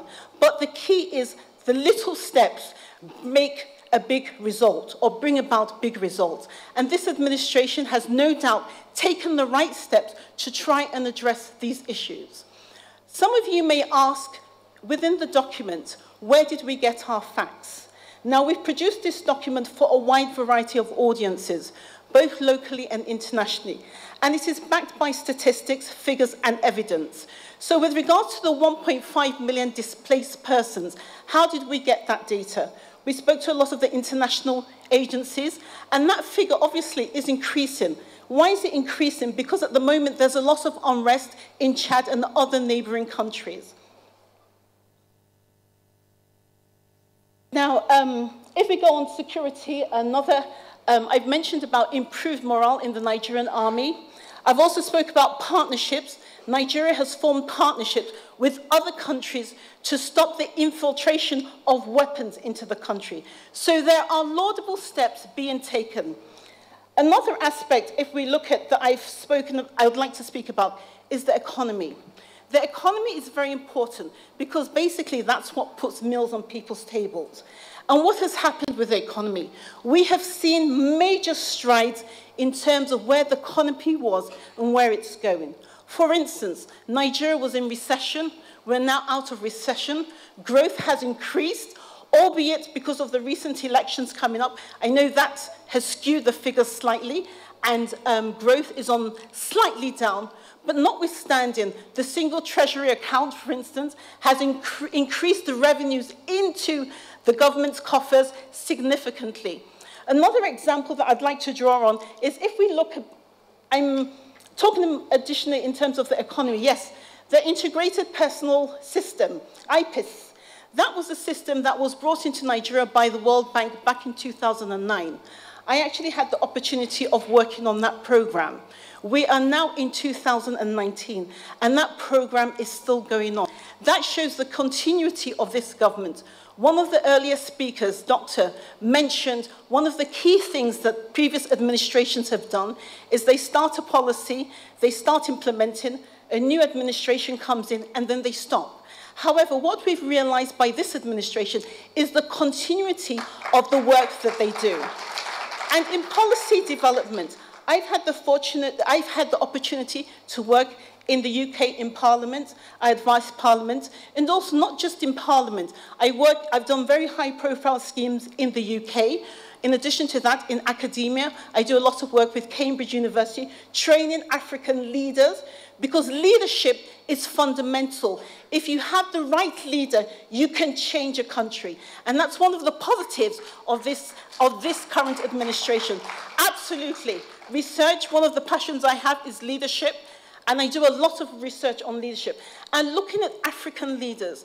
And if you look at different African leaders and their type of personalities and the type of what they do in terms of policies and implementation, those that succeed are the ones whereby it's very controversial because they are stopping the norm. They are changing things. They're not allowing people to do things the way it was. It's not business as usual. But let's continue. And sorry I'm speaking so fast because I'm conscious of the time and we've got quite a lot to get through. If we look at education, education is very dear to my heart because education is the fabric of any society. And it's a shame the way in which our educational system, especially at the primary and the secondary school levels, in the past has deteriorated. In the past, if you went to universities like ABU, Unilag, Binning, you went to the UK, they would accept you with open arms, and they knew that you got a very, very good education. Nowadays, we see Nigerian children who come to the UK with 4 postgraduate, but yet they haven't got the basics. And that's a shame. So the fact that this government, this administration, is focusing more on education and putting the investment in the 2015 budget, 2016 budget, I should say, education was the second largest that was allocated by this administration to show the importance of education generally. Now, also in education, one of the things that we've suffered is teachers, the quality of the teaching staff. El-Rufai, very controversial with regards to what he did in the educational system, but it made a difference. And that's what other state governments should be doing. If we look at Niger State, Abubakar Bello, he did a major educational transformation program with the University of Cambridge. It's making a difference. So what am I saying? It's important for us to get this right. If we get the education system right, these young ones will be the leaders for tomorrow. And therefore, this current administration has put a lot of investment and a lot of focus on that aspect.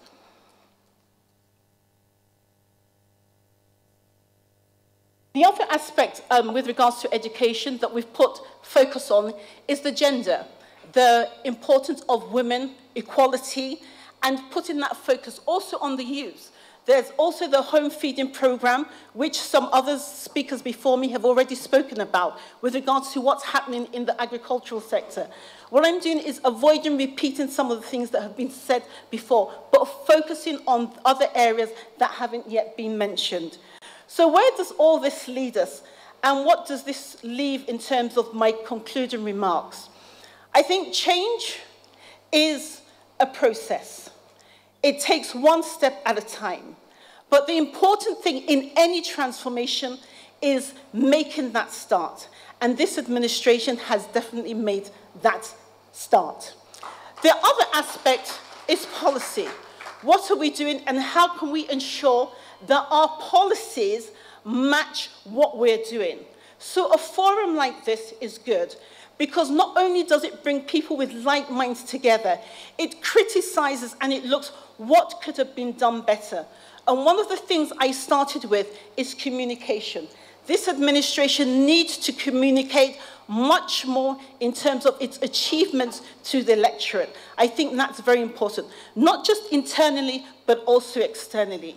The other aspect, finally, that I'd like to sort of talk about is where are we taking it in terms of, and I've mentioned actually forming groups to actually ensure that these policies are taken forward a lot more. I think it's crucial, I think it's important. And I think with this administration, that change is obviously showing. The roots and the seeds are there, and what we need to do is to continue with that change mandate. Thank you very much, and thank you for listening.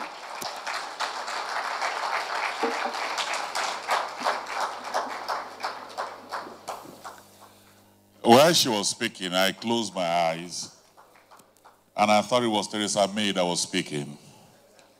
I then opened my eyes again, and I said, this is our daughter. Let's put our hands together for her, ladies and gentlemen. Mrs. Taiwo Adejumo, Afri Market, Trade and Investment Partners, you're here. We thank you for coming. Professor Bapa Muhammadu Aliyu, Executive Secretary, National Commission for Colleges of Education, Representative Abubakar Yahuza is also here. Let me welcome you. Dr. Manga S. Asha Asa, Director, Contact and Mobilization, North Central Project 4+4,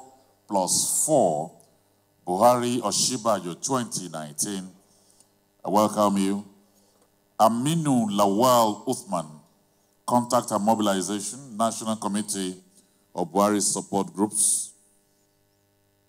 Chief Ambassador Dr. Charles Chukwu, National President, Program Youth Movement, and Biliaminu A. Idris, Northwest Zonal Chairman, Save Nigeria Project.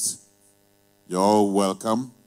And also here is Honorable Efe Akanuga, South-South Coordinator, PMBY or Nationwide Supporters Group.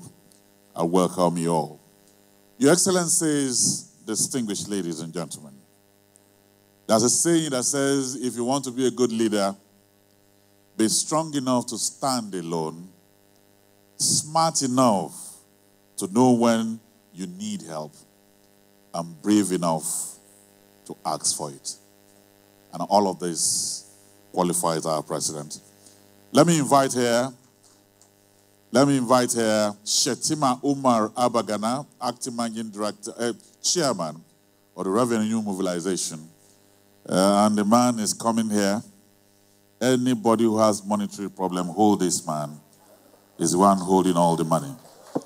I welcome you, sir. You're welcome.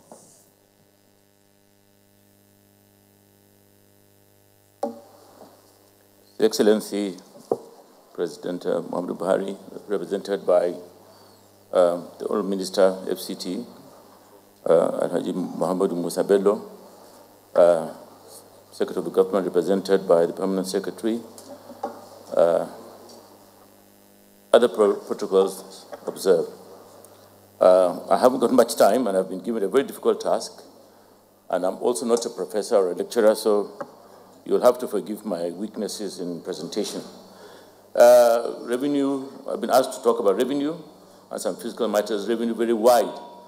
And part of the constitutional mandate of the Commission is to monitor revenue into several major institutions, NNPC, DPR, FRS, Customs, and CBN.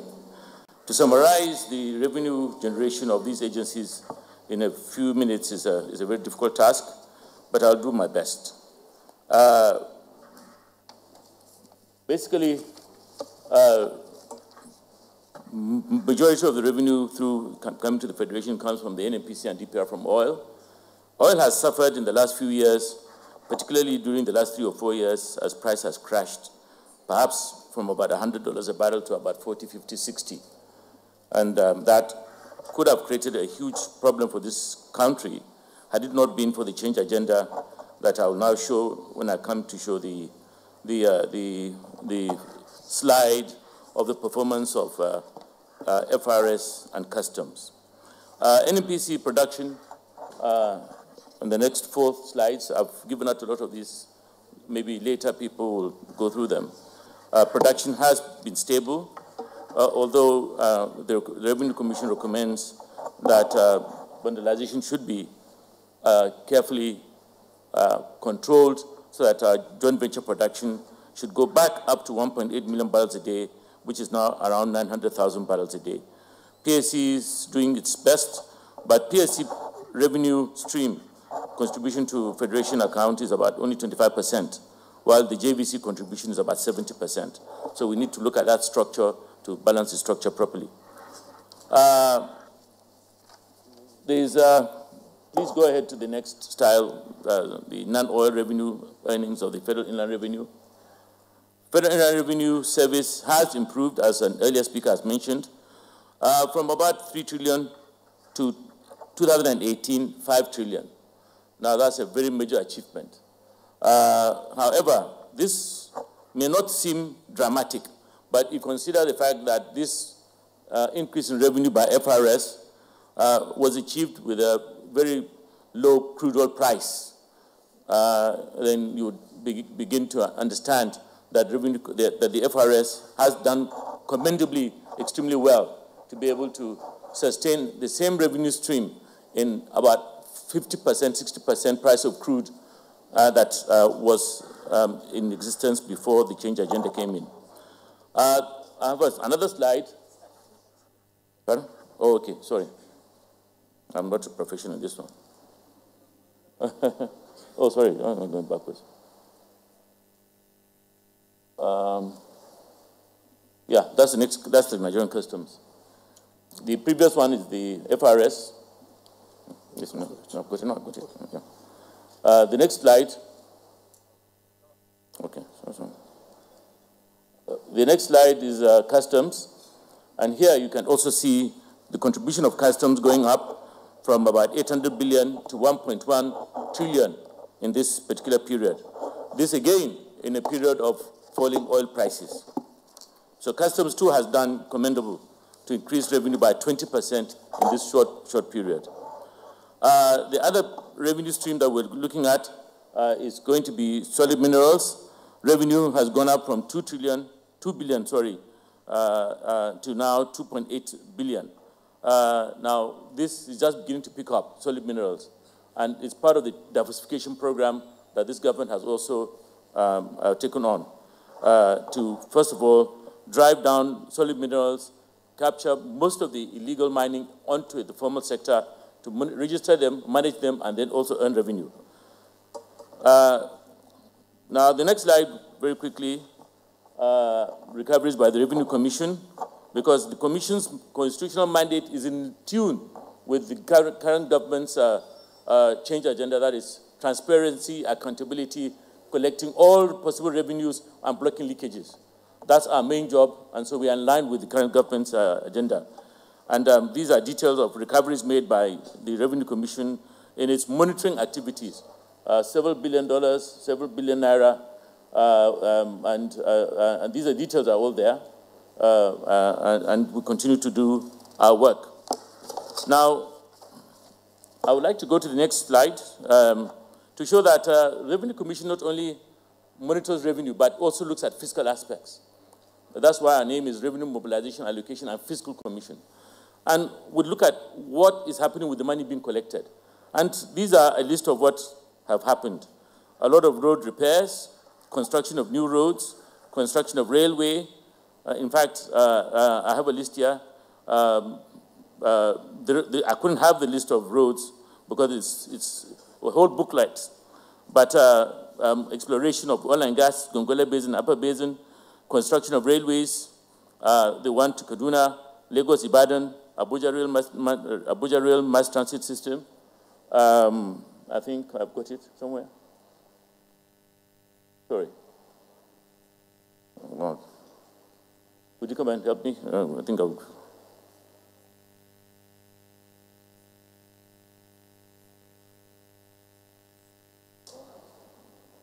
I think I went too fast.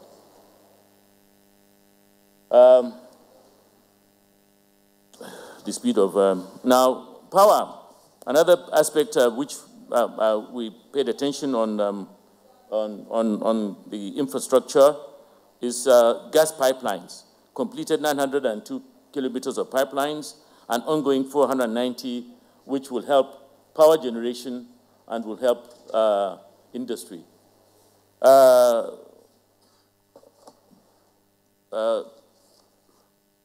We've also taken note of the improvement in power generation and transmission. And as a former marketer of petroleum products, I was a managing director of World Petroleum, African Petroleum. Whenever NEPA used to go down, we used to be very happy because we know we were going to sell a lot of diesel. Now that I'm retired and I'm on pension and salary, I'm not happy when NEPA goes down because I have to buy diesel. And in the last few years, power has improved to such an extent that we now have power 24 hours a day and sometimes 2 days in a stretch. I've been buying diesel now, instead of weekly, I've been buying diesel now monthly. So that really, we can continue to hope that the sellers of diesel and generators can continue to be unhappy while we continue to be happy. I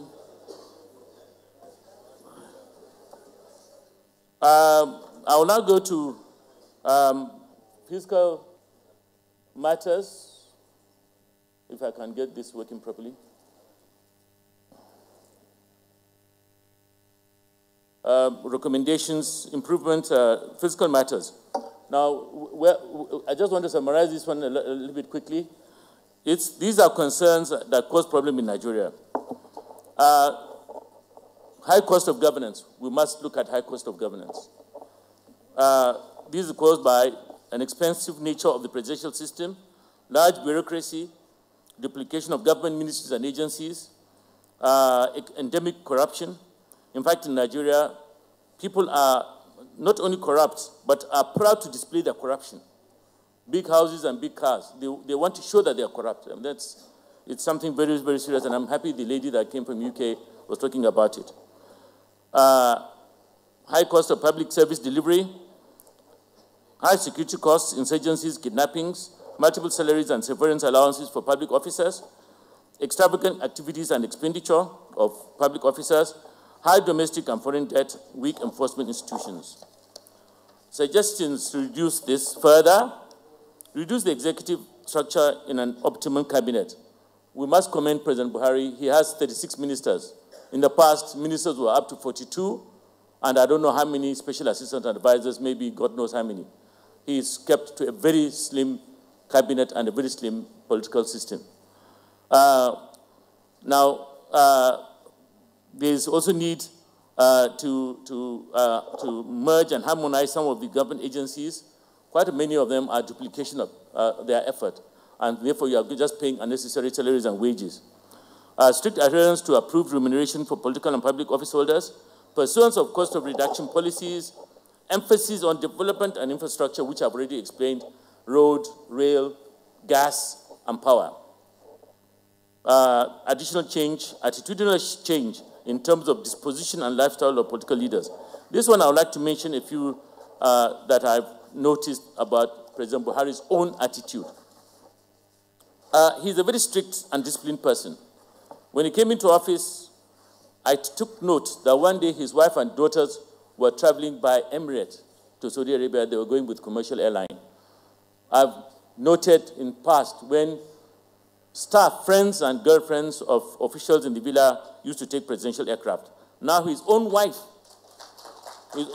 and children are traveling commercial. He even decided to sell some of the aircraft in the presidential fleet. He also refused to buy new vehicles. Most people, when they get into office, buy new vehicles. He decided to use the same vehicles used by his predecessor. He also travels with a very small contingent, goes abroad with a contingent of about 40 officials. In the past, presidents used to travel with 200, 100, 300. There was even a time a presidential delegation went out with 1,000 delegates. The conference internationally was expecting 1,000 people. Nigeria went with the whole 1,000. So this disposition of Mr. President in himself, disciplining himself and running himself in a disciplined way, we must commend, and ask him to continue in that direction. Now, I'm coming towards the end. I've been asked to be so fast. Where are my papers?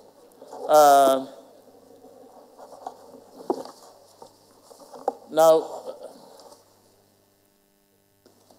there's need for a comprehensive review of the PSC and the PSC contracts. These PSC contracts are the ones that produce almost 1 million barrels of oil a day. They should have been reviewed in 2008. Government has started to review them now, and I'm sure a lot of people are unhappy because that review that has not been done since 2008 has made the Federation account lose between $20 to $60 billion. Now, any loss to the Federation account means that some people are benefiting that money. That's the IOCs and some people. The government has started, but in the next 4 years, God willing, he continue as president. Let him quickly implement this because it's very, very unpopular out there, but it's good for the Federation account. Now, other vandalization should be fought vigorously so that onshore production can rise.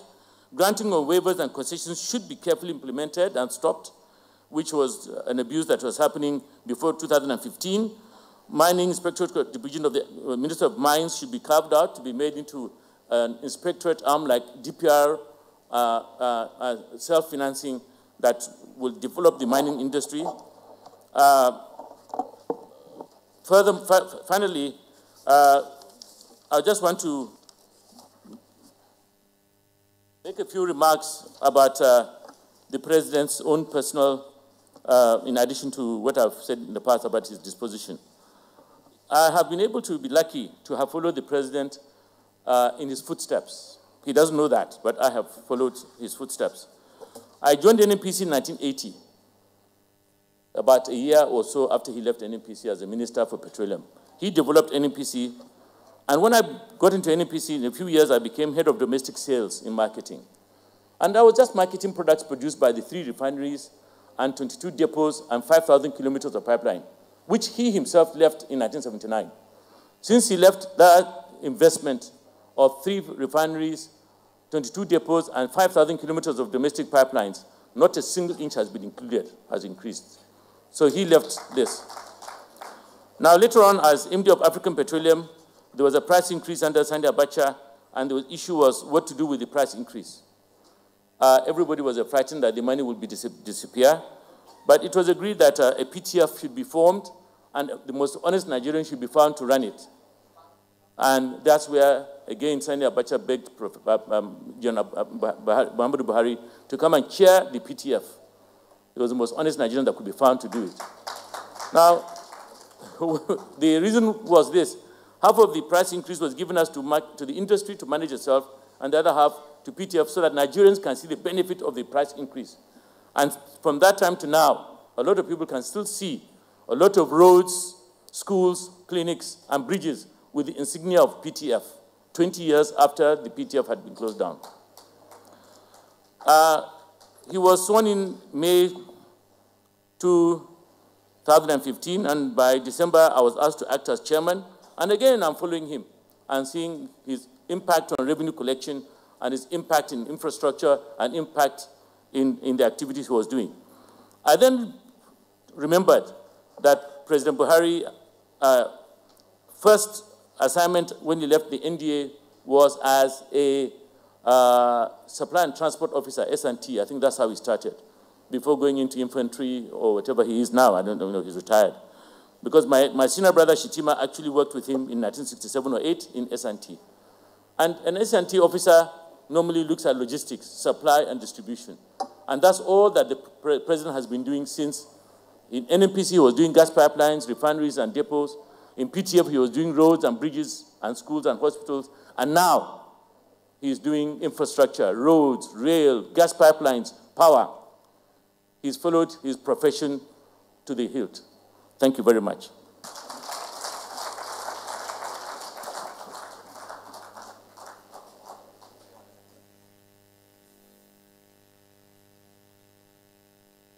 To tell you that the chairman of Revenue Mobilization is not lying, I had once produced a documentary on snake bite infestation in northern Nigeria.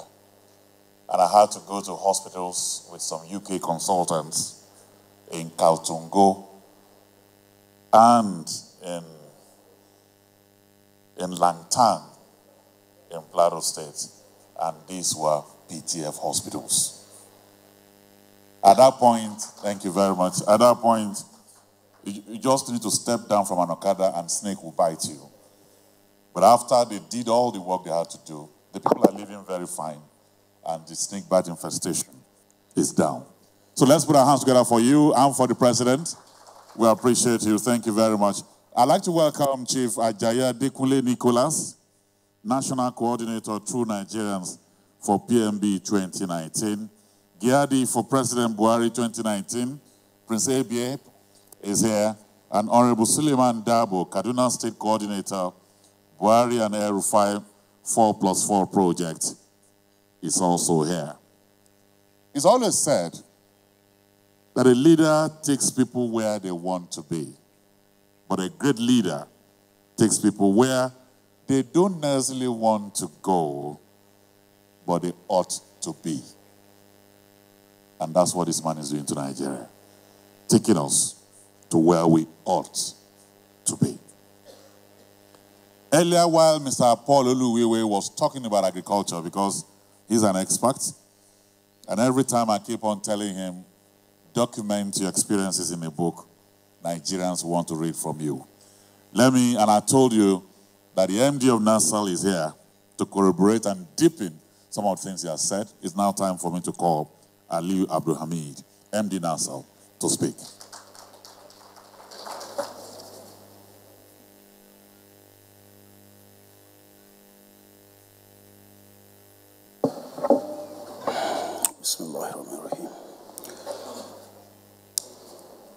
The President, Federal Republic of Nigeria, ably represented by the Minister of the Federal Capital Territory, the Secretary of the Government of the Federation, represented by the Permanent Secretary, General Services, all invited guests, members of the press, ladies and gentlemen, it's my pleasure to stand here to make a quick presentation, but I would like to flip the agenda to speak to the realities of what NASA represents in this administration.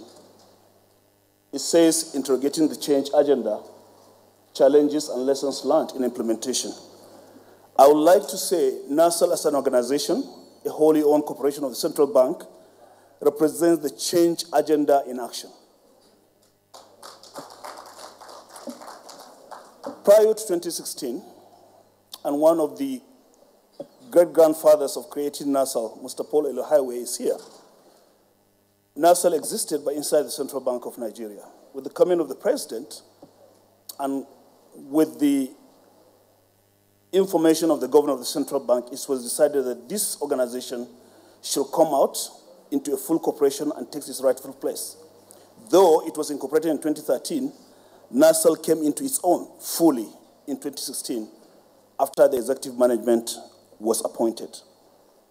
We are a $500 million organization. It's fully funded by the central bank as a risk guarantee organization providing technical assistance. And the way the central bank created NASAL was a very smart organization. We actually make people to invest their money without spending a dime of our own money. It's a very smart organization. We don't take a kobo, neither from the central bank or from the federal government, to run our business. We invest part of our capital to pay salaries, and over 99% of our earnings is spent on developing and supporting farmers and agribusiness actors across the value chain, across the country.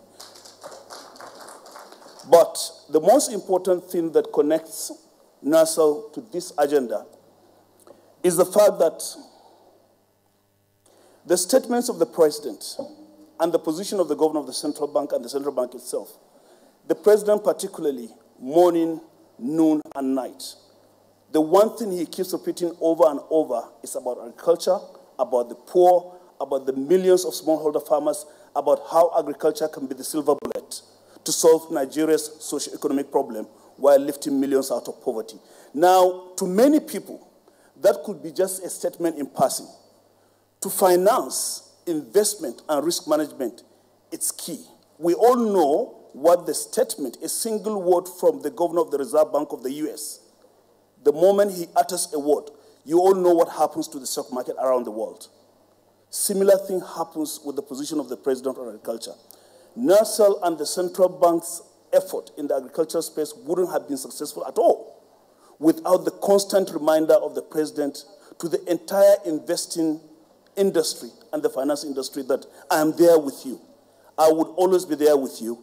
Put your money where your mouth is. Make people go out of poverty into wealth. You too, make your own money while you are helping the poor. And those statements, ladies and gentlemen, are not technical statements. These are the statements that we as NASL take to global fora.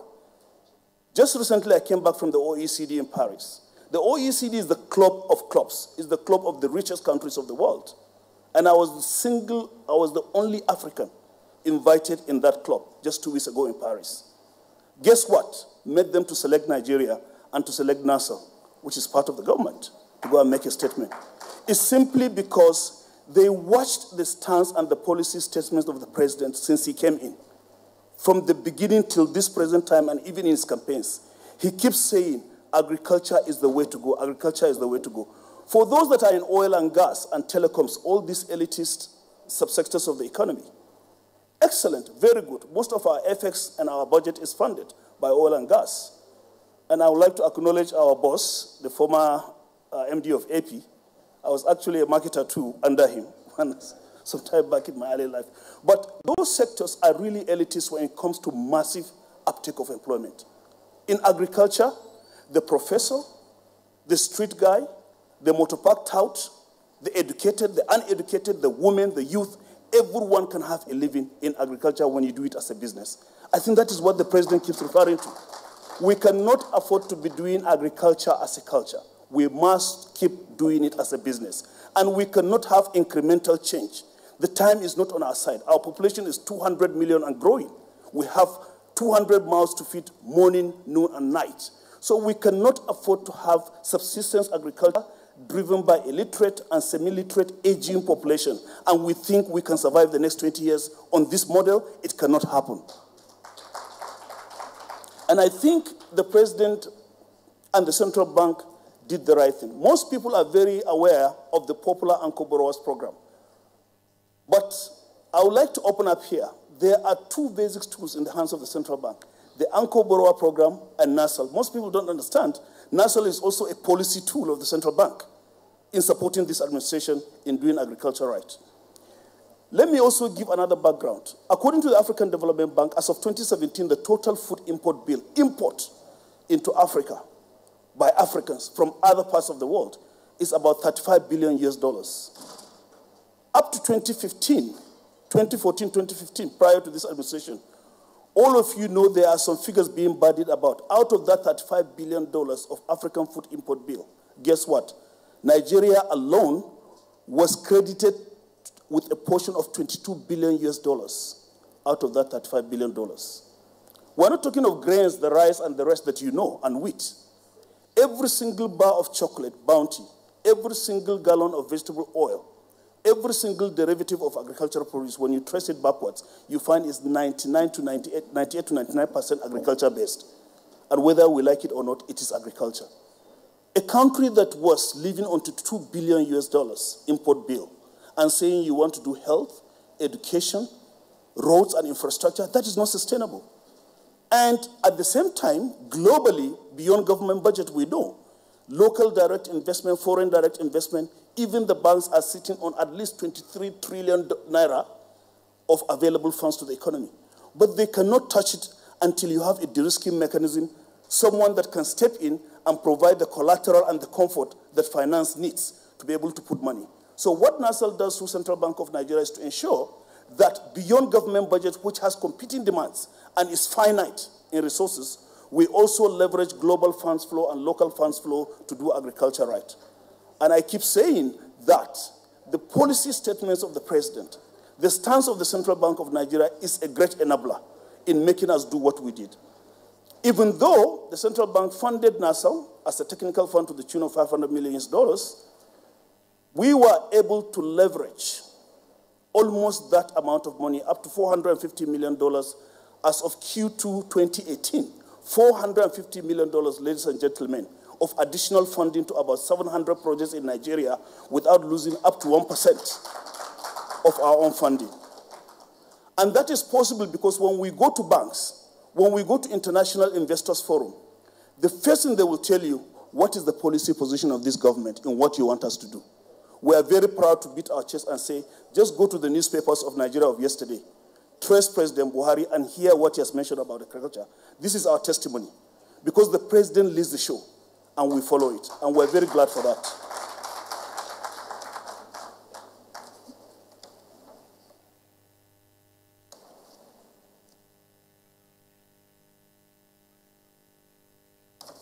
And I don't like to bore you with some of the technical details of what we do. It's important to realize also that because of the success NASAL has achieved, today we have overtures of governments from Rwanda to Sudan to Madagascar to Togo to Liberia making approaches to central bank for NASAL to come and establish a similar mechanism. In fact, it was interesting in Paris 2 weeks ago. Some delegations from the government of Ireland were in that meeting. After our presentation, they called us aside and said, look, did you mean that this is really from Nigeria? I said, yes. The very Nigeria we hear about? I said, yes. How were you able to achieve this? Because there is no mechanism, no model like this anywhere in the world. And Mr. Elahaiwe sitting here can testify to that because he was there when NASAL was created. How were you able to maintain your balance sheet and making other people to put their money into agriculture, yet you are only able to lose, not up to 0.5% of your own balance sheet? We say smart agriculture because Nigerians, apart from all other things you know to us, we are intellectually versed. We know how to take care of our own selves. And so they said, is it possible for you to provide some services to our government through our ministry? I said, well, that is a long shot. A similar thing happened in my trip to South Africa, Standard Bank Group. I sat with the head of the agribusiness financing across Africa. And when we told him the model of Nigeria through NASAL, he said, look, the ANC government wants to mainstream the black population into agriculture. You know, it's dominated by the whites. But there is no way private finance can go into supporting people just like that in agriculture who will lose our money. But can you approach through us to the ANC government to see how we can establish a similar organization? It's interesting. So today, ladies and gentlemen, under President Buhari, Nigeria is not only exporting crude oil, but we're also exporting intellectual capital. We did a similar thing for the government of Togo. The Togolese government approached the central bank, and the central bank allowed NASAL to go and establish a similar organization. In 6 months, we were able to establish a similar organization that the entire finance system of the World Bank, IFAD, and the rest said they are now ready to support the government of Togo to finance the agricultural project simply because of what NASAL has done. And we got the highest national award for doing that to the government of Togo. And I mentioned it to the president when I had audience with him. Ladies and gentlemen, I said all this to move away from the standard fare to show you, once there is policy sincerity, once there is consistent maintenance of a policy principle, all things will fall into place. And I like to say that NASAL is the testimony to consistency and faithfulness in policy design and policy implementation. And we hope to do more. Most people would probably think that this organization is about 20 or 15 years old. We are all over Nigeria, but we are basically about 3.5 to 4 years old, post-incorporation. And we believe that with this consistent policy support from the government, NASAL can do more, the central bank can do more, and we hope that this policy stance will continue, God willing. Thank you very much. This man is smooth. Very smooth. Let's put our hands together for him, ladies and gentlemen.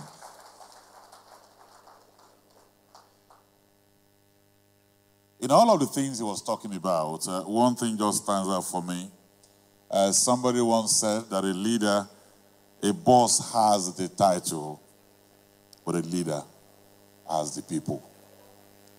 I don't know if you've been watching some of the rallies across the country. Does that proverb make any sense? A boss has the title, a leader has the people. And so we have finally,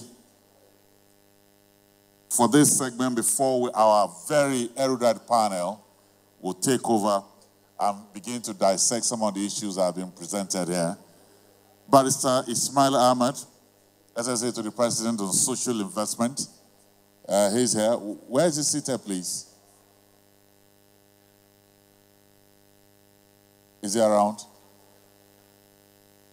Okay. And so we'll jump that and quickly move into the panel discussion.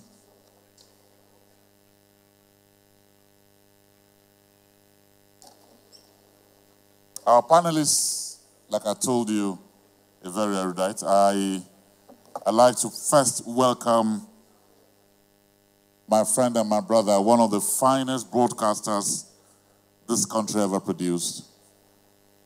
He's been on the road. In fact, if you say Tokumbo is married to the microphone, you'll be very right. Please welcome here our moderator, Mr. Tokumbo Ochekunle.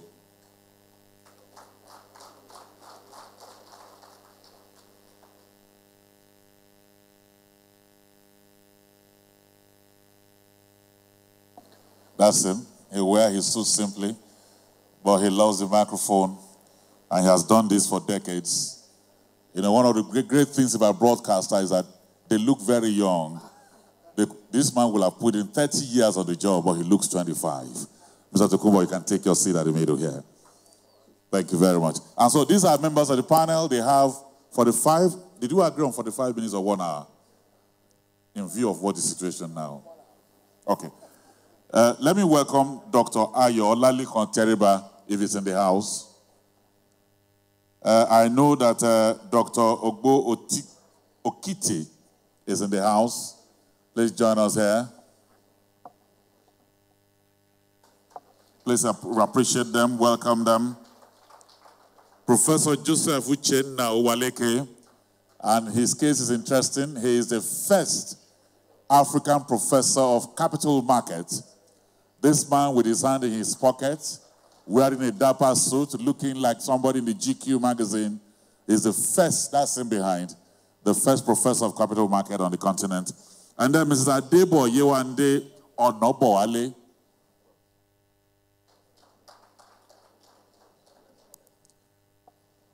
I will need somebody on stage here to move this podium away from here so that I do not disturb, because the next 1 hour, this is Tokumbo Ochekunle's domain. No microphone, no stage should disturb you. My brother, take over.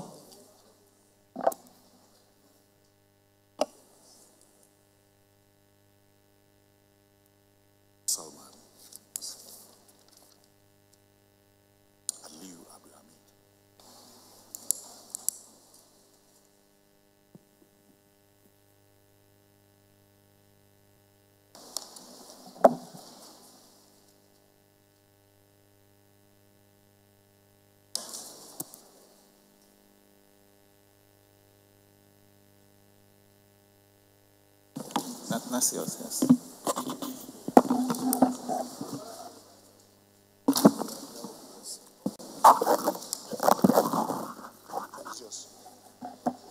Is this one yours? Do you have one on the other? No, that one's yours. Okay, so the moderator has his own.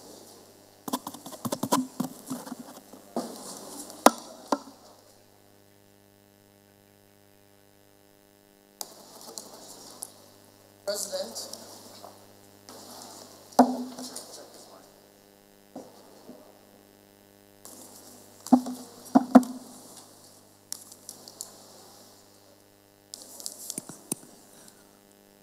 the President and Commander-in-Chief of the Armed Forces, ably represented today here by the Minister of the Federal Capital Territory, all other protocols observed.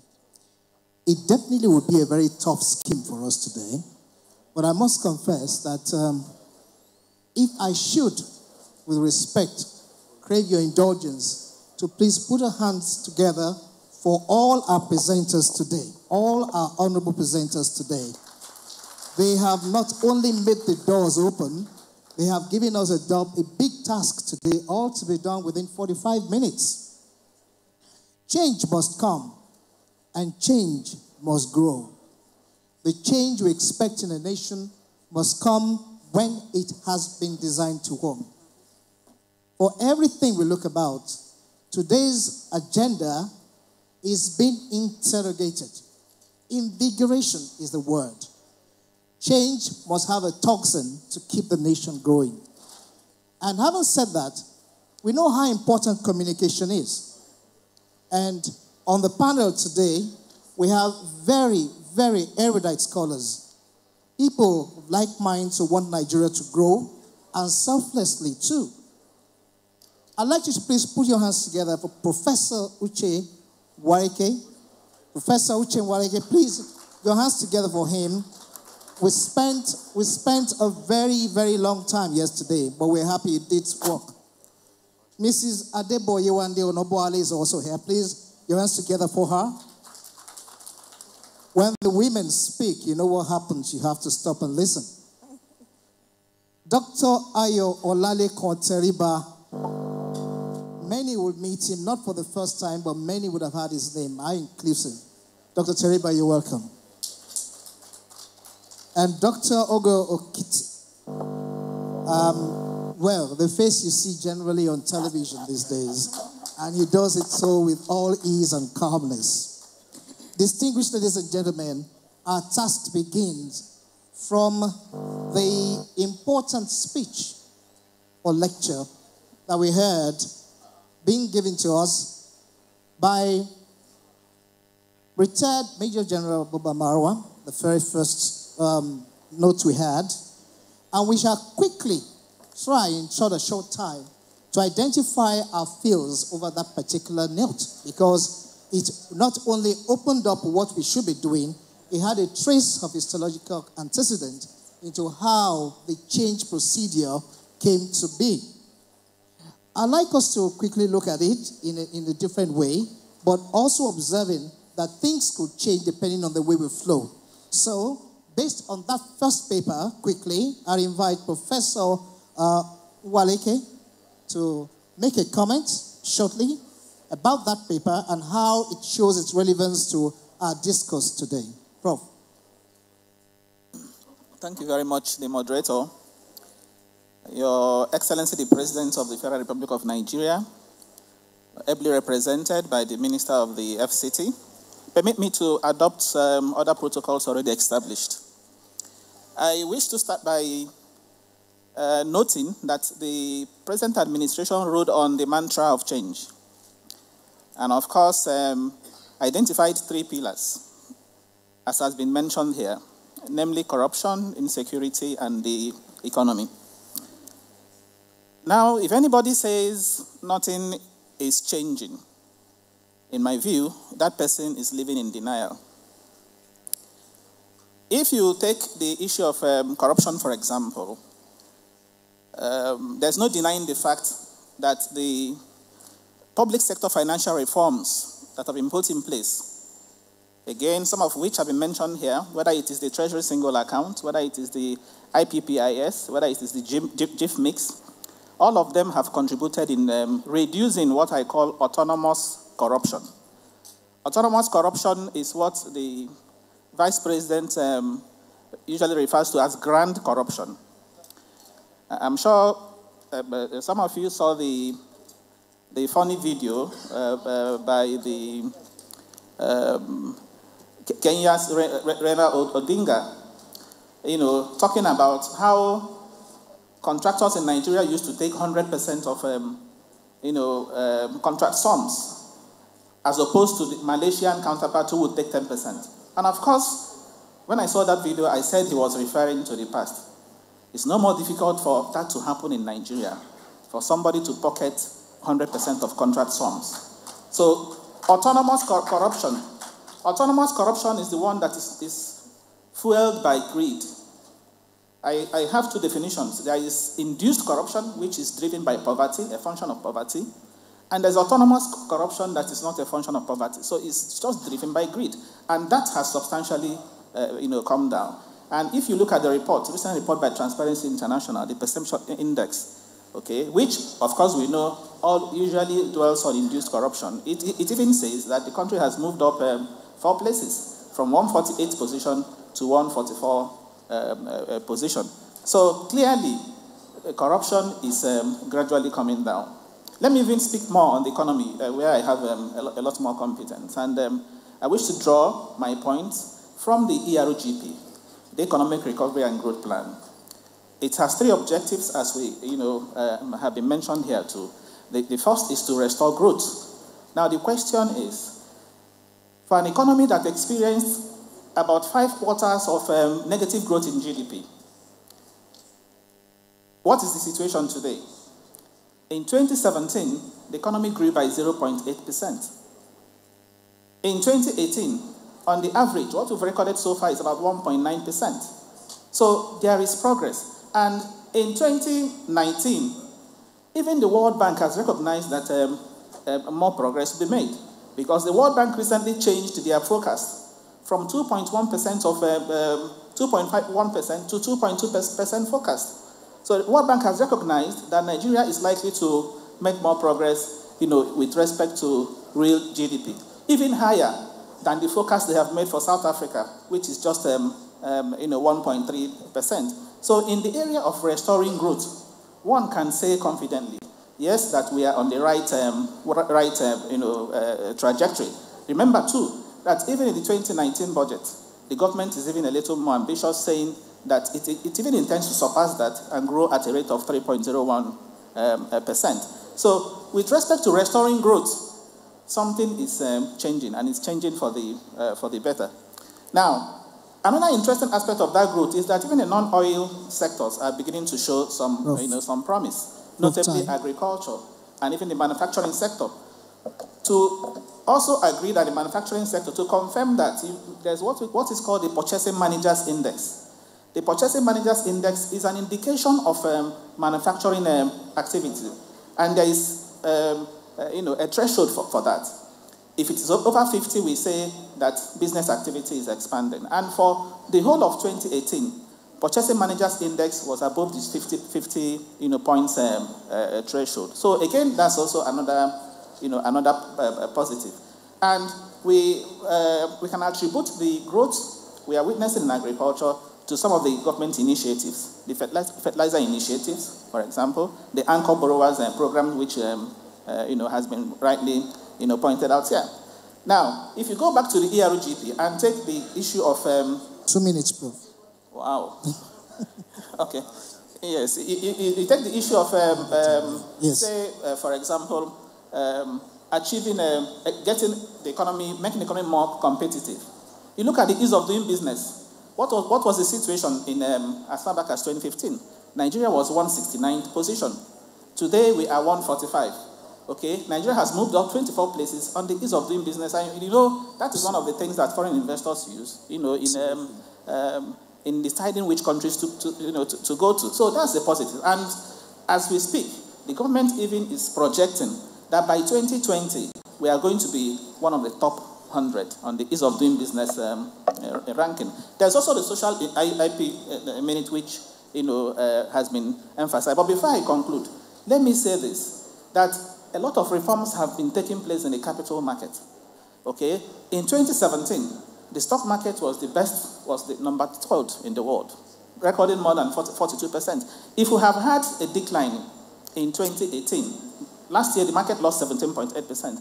That was more because of the exit of foreign investors who are living in search of higher yields in the US, and of course the political situation, and not because of things that are wrong with the fundamentals in the economy. I want to mention quickly before I end that, of course, there are challenges. It's not as if everything is... we talk about the challenges, Prof. Okay, okay, challenges later. It's okay, thank you. We'll come back. Please, thank you very much. Please, let's appreciate Prof. That's a very quick one. But you see, with time, we get into a different field, because the next paper that came after that actually gave us another interesting development about the positives of the changes, about the things that have been achieved, both on the TSA angle, the BVN scores, and so many others. And that's from Professor Damfodi. It was strong and very poignant. He kept to his time. But here, we will keep to time to quickly analyze that. Let me introduce quickly Mrs. Onobawale. She's going to do a very good justice to that in brief time about that paper delivered by Professor Yori Mbaru Damfodi. Thank you very much. The Excellency, the President of the Federal Republic of Nigeria, Muhammad Buhari, represented here by the Minister of the Federal Capital Territory, all protocols duly observed, please. From all the presentation, I could look at it and it's like some of them, I can bet with you a lot of us are just getting to know about the achievements of the government. And one of the things I want us to look at is information management. Information management. The implementation process is a process we need to look at, because from our presentation, the achievements are there. But the citizens of Nigeria don't know about this thing. And I think one of the things we need to put in place is to enhance what is already on ground and to get the citizens involved in what the whole government is doing.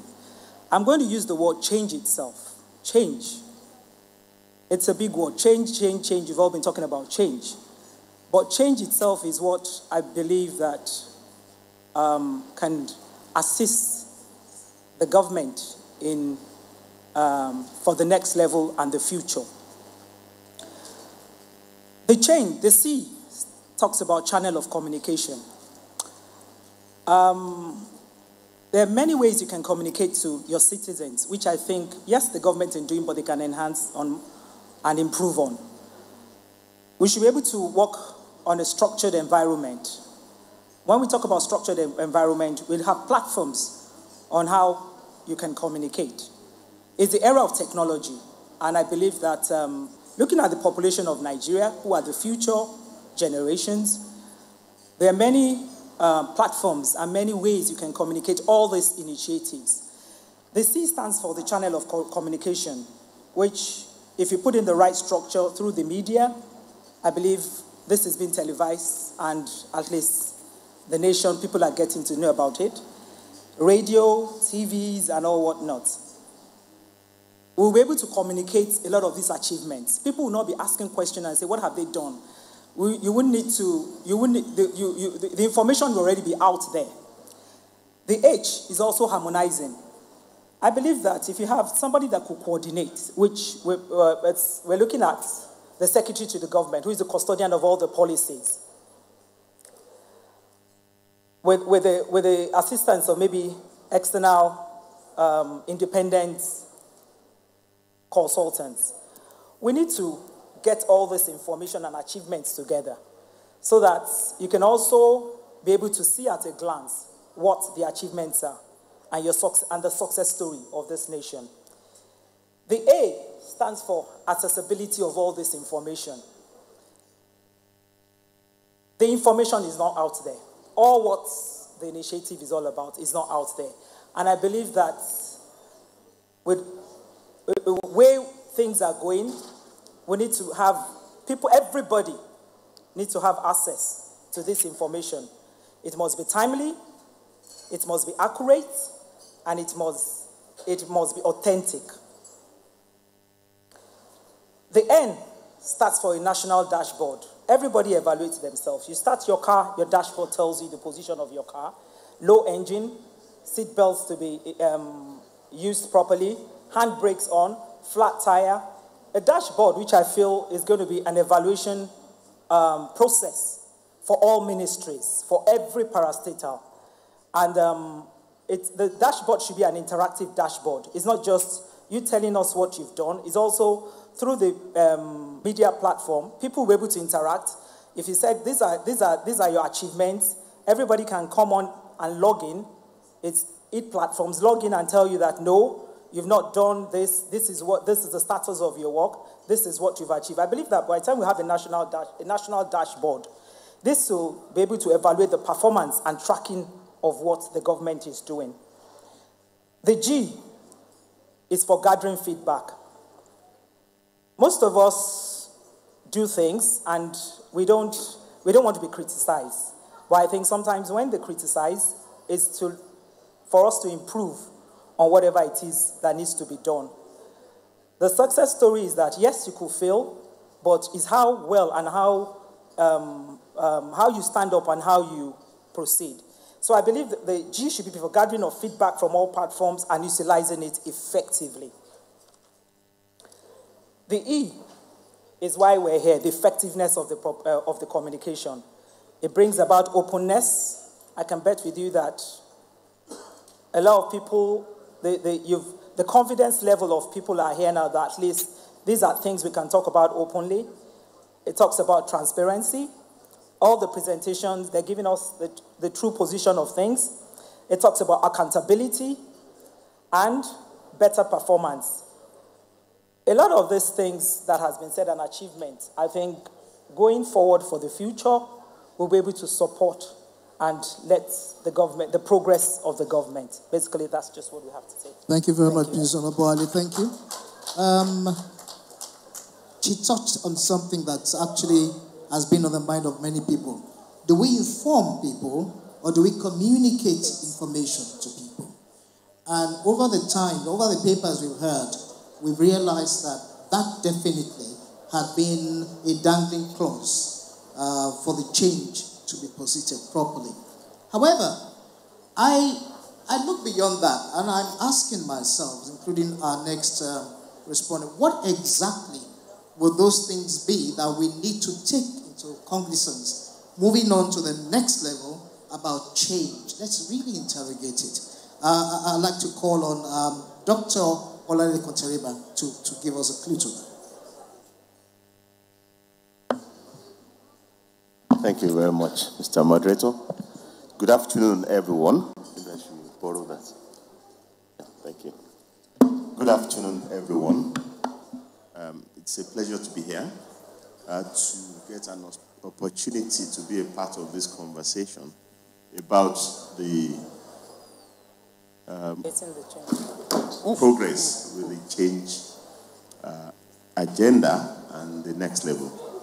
I'm going to be expressing fairly personal, views, personal perspectives.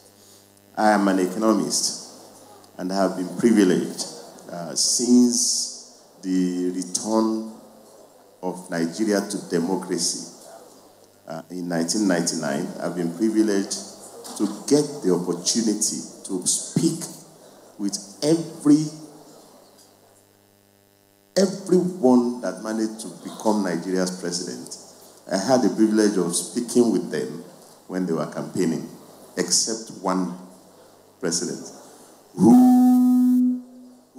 didn't contest for presidency, who became, president by virtue of being the vice president when his principal answered the call of the Almighty God. So, but for everyone that faced an election, wanted to campaign, invariably, since 1998, I got the chance to talk to them, including, the President Obasanjo, President Yar'Adua, and President Muhammadu Buhari. So, at the time when they want to, come to grips with, what to say to the electorate, invariably they call us the experts.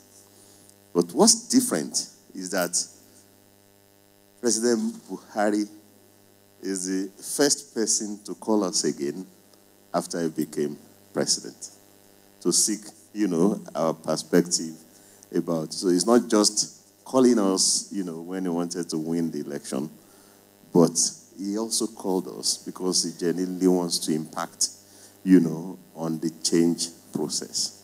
So, whereas after the candidates win in the past, your only chance of talking to them is through the pages of the newspapers or through television programs.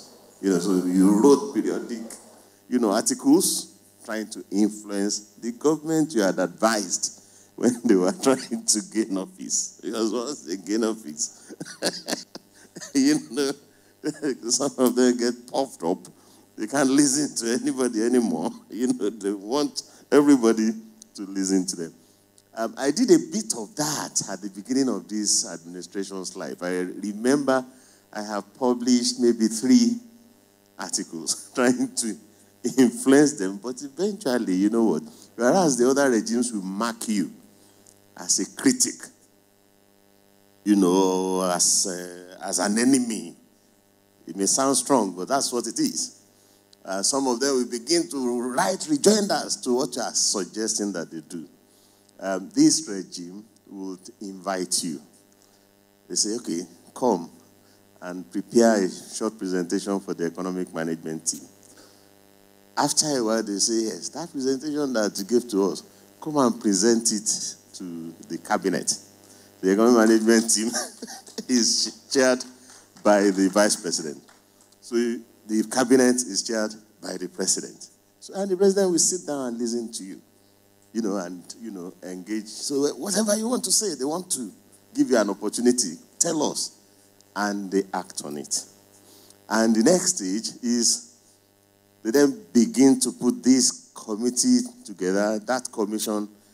Now, I sit on at least 4 such committees, including the Industrial Council, including the Technical Committee to the National Council on Privatization, Board of Economic Advisors, and most recently, the 9th of January, the President put together a Presidential Advisory Committee on the implementation of the national minimum wage, saying to us, I'm committed to implementing the national minimum wage. You, this technical committee, should now, make recommendations for how it will be implemented without rocking any boat in the macroeconomy.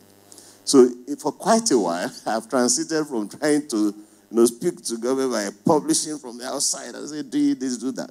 That I can't even find enough time to write all the reports that they are asking us, to write, either on the Industrial Council or the Technical Committee on Privatization, or now on the National Minimum Wage. He told us publicly, submit that report in 1 month. So I would say I'm happy a lot has been mentioned about what the administration has achieved.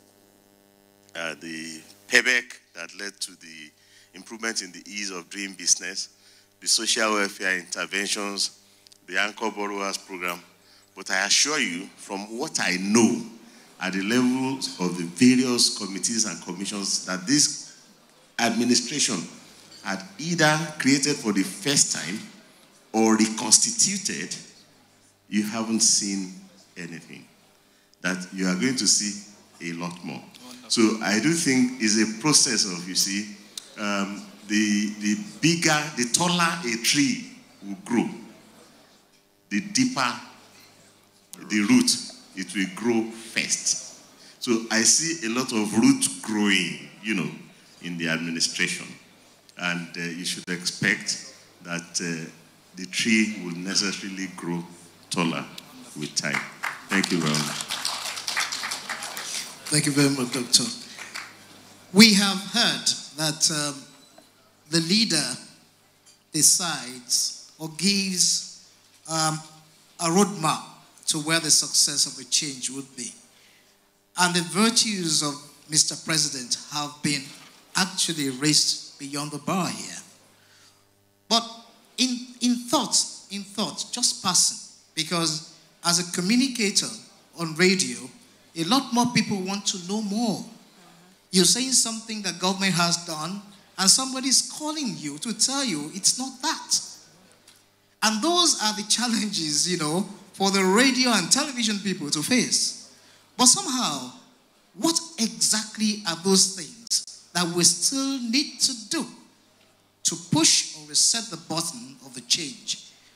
Dr. Okiti, let's start from that point and then you go from there. Thank you very much, and thank you for inviting me here.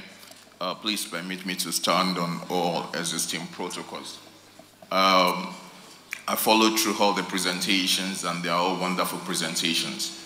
And since everybody has actually commented on that, let me move straight to what we're now starting to interrogate. So don't label me a critic, because now I'm moving straight to one of the aspects of the reasons why you are here. In terms of communication, I think, let me quickly make this point as a media person. One of the things I've noticed about government people is that they tend largely to be afraid of the media. And when I use the word afraid of the media, I'm very, very cautious of that word. For instance, if I ask the government personalities that are here, that how many times have they granted an interview? I don't know, very, very few. Most government personnel are not very keen on granting interview, because sometimes they believe that the media people want to trip them. But the media people don't really want to trip anyone. So that's one thing, that's one. Then the second point I would also like to make in that regard is that I think the structure of communication within government is actually very, very wrong. For instance, you have the FEC that holds like every Wednesday. So after that, you have maybe 1-2 ministers and the special advisor to the president on communications speak. Okay, but that is that. I would like a situation whereby, okay, you have the honorable minister here. I would like a situation whereby his spokesman, even if it's once a month, actually meets with the press face-to-face and answer questions. I'm not talking of the kind of questions that they tell you the kind of questions to ask. Ask any questions and the minister should be able to answer. So that's another one. So the problem with not having that kind of structure is that you are struggling every 4 years to tell the people what you have done. So that's one aspect. The second aspect about communication is that be rest assured that people they only listen when what you have done has actually affected them. What do I mean by that? We can talk between now and tomorrow about the achievements of the president, and they are quite valid. They are quite valid. I'm not sure anyone would dispute that.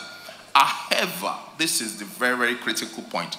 However, if people believe, it does not matter whether it is true or not, but if they believe that they are getting poorer, if they believe that unemployment is rising, if they believe that insecurity is rising, it may be perception. But if they believe it, it does not matter what you communicate. So the whole idea of communication should not be communication of achievements, but the communication of the process and the motivation, that go into the policies in the first place.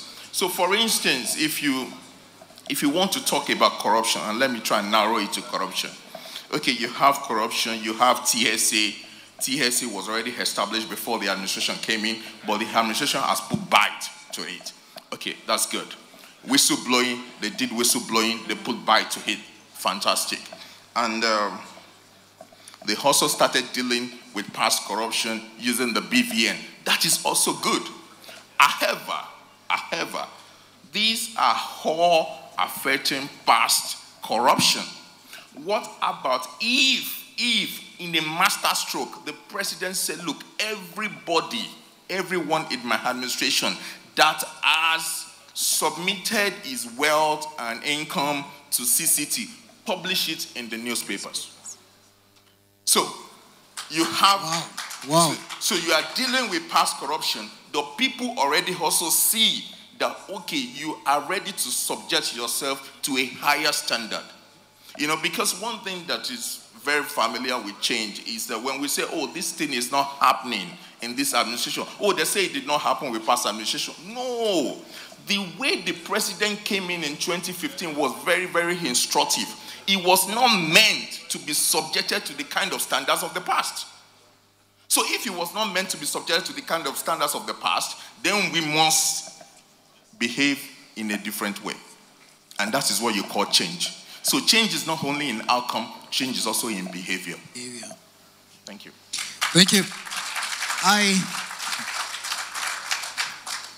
A really baffling aspect of what we're saying here is the international perception.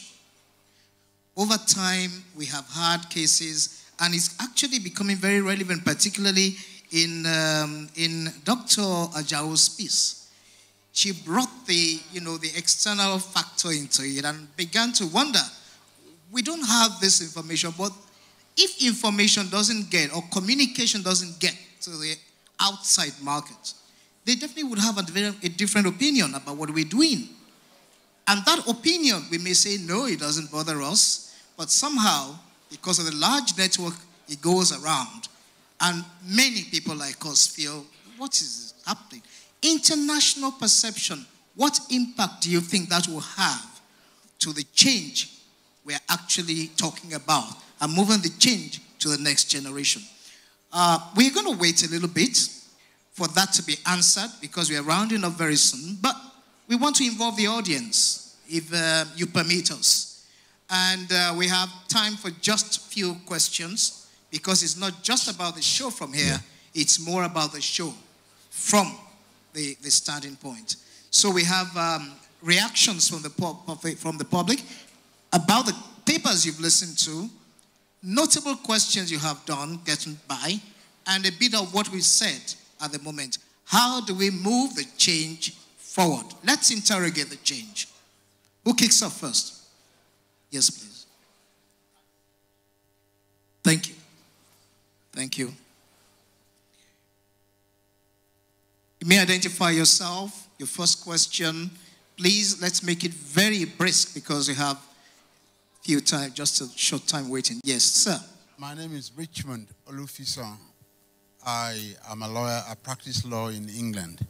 Now, when we talk about change and all these policy things we're talking about today, what comes to mind, actually, is the underlying fact. And there's only one fact there, as far as I'm concerned, and that's the legal framework. We don't have a legal framework in this country right now. The judiciary, to me, is in shambles. The legal profession, to me, is really nothing to write home about. And that's why people like me will not practice in this country for now. My question then is, what is the government going to do about this legal framework? Because if you don't have the legal framework, we're still joking as a nation. Thank you.